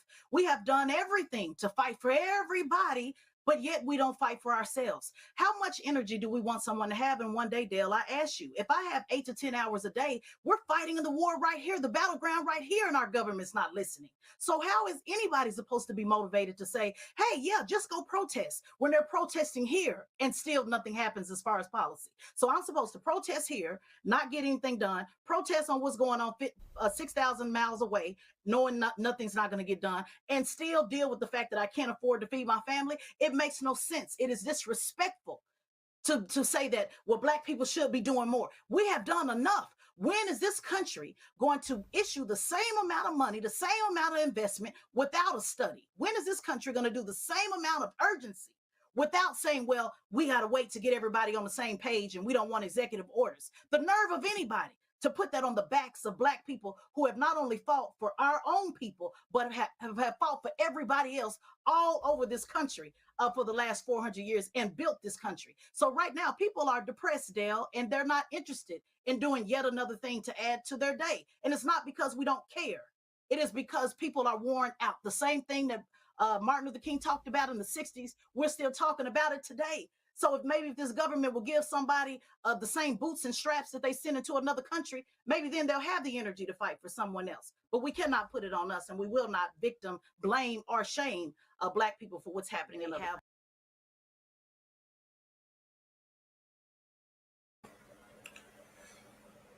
Shout out Tesla and Figaro. And if y'all do not understand what we are saying over here in this section of the world, see, here's the thing. You know, you already know, like Tesla, you guys got to deal with her. At the end of the day, that's still one of Tariq's moderators. So, yeah. How is avoiding the new Black media working out for y'all? And for the rest of y'all who think that we still shouldn't get anything, but we should be caring about this, and y'all is so wrong if y'all don't want to lend support to these people. First was the controversial Reverend Jeremiah Wright. I say America, America's mother, America's daddy, America can eat a dick, America can lick the balls. Babylon is falling. Babylon is falling. Let it fall and let us rise. Can you dig it?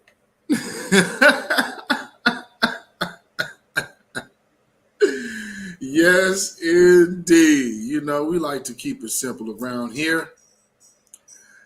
And, you know, yes, like I said, shout out to Tesla and Figaro, because, again, we need people in these spaces who are going to say the real, and also separating the real agenda from the real agenda fighters, the gatekeepers per se, the old garb of Negroes who seek to circumvent the liberation of their own people for butter biscuits and nigger trinkets.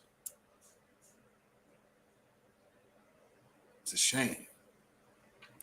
But it is what it is. Shout out to you, the 2/3 Club. You can follow me on Instagram, beatzillapdx. You can follow me on Twitter, beatzillapdx. You can follow me on Facebook, beatzillapdx. You can follow me on Patreon, beatzillapdx official. And on Melanated People, Michael Beatzilla Whitmore. And then, of course, you can email me at ourrealtruth@gmail.com. That's ourrealtruth@gmail.com. And also Our Real Truth podcast at Anchor FM, Google Podcasts, and iTunes.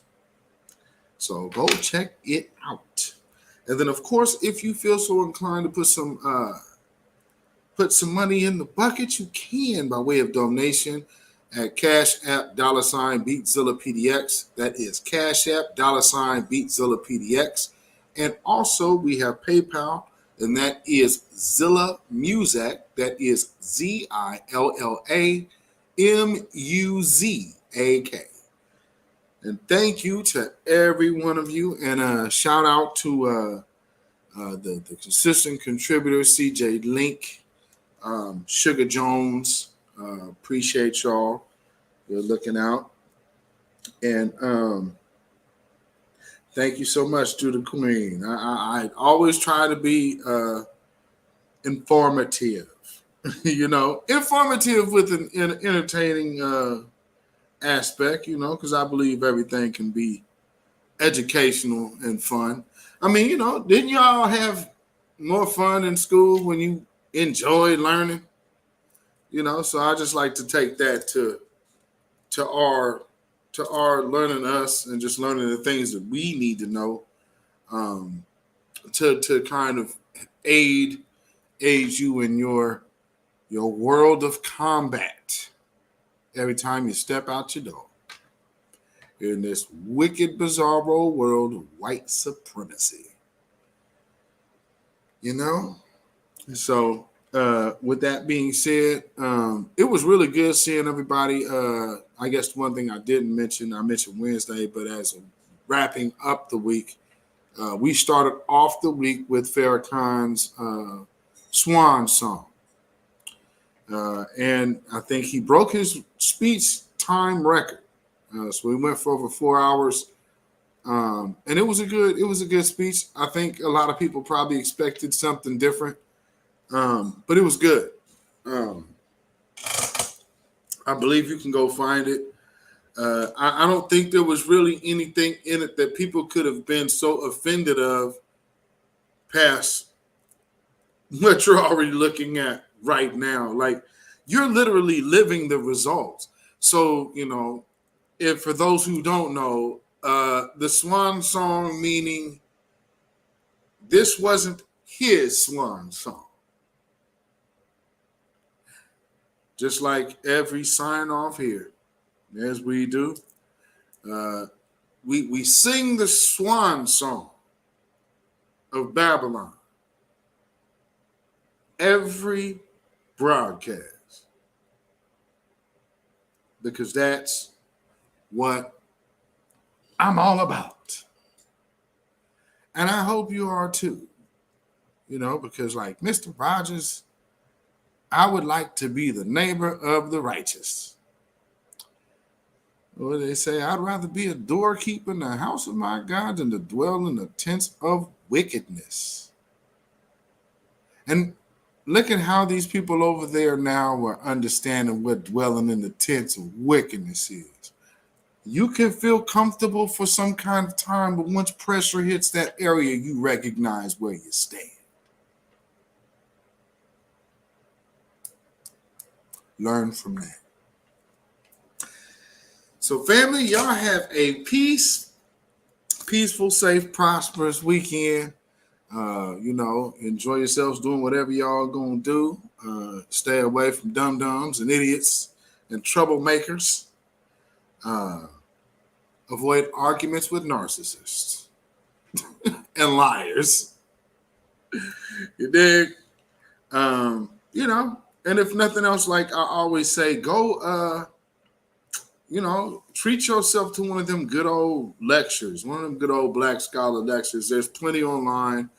You can catch like lectures from Dr. Francis Cress Wilson, Dr. John Hyman Clark, Dr. Ben van Cernema.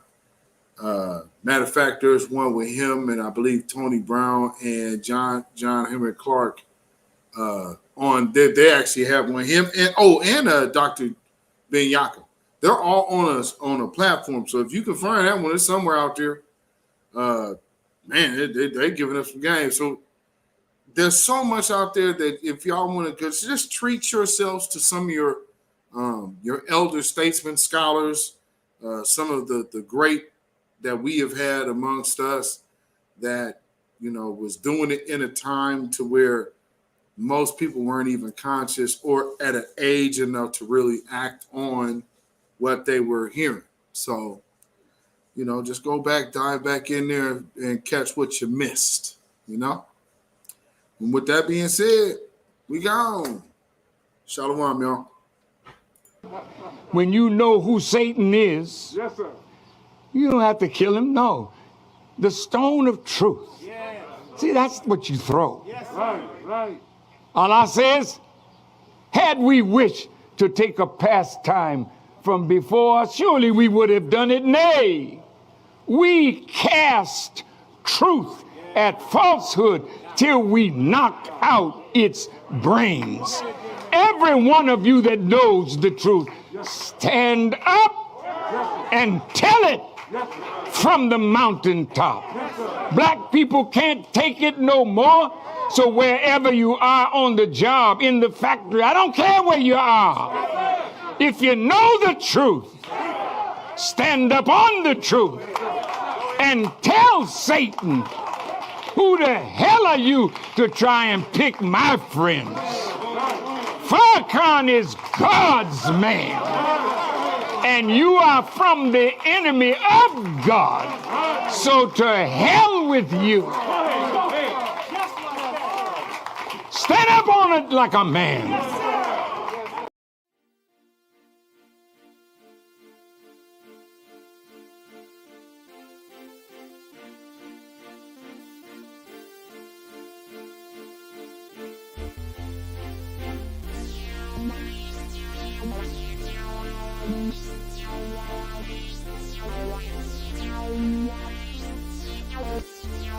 Thank you.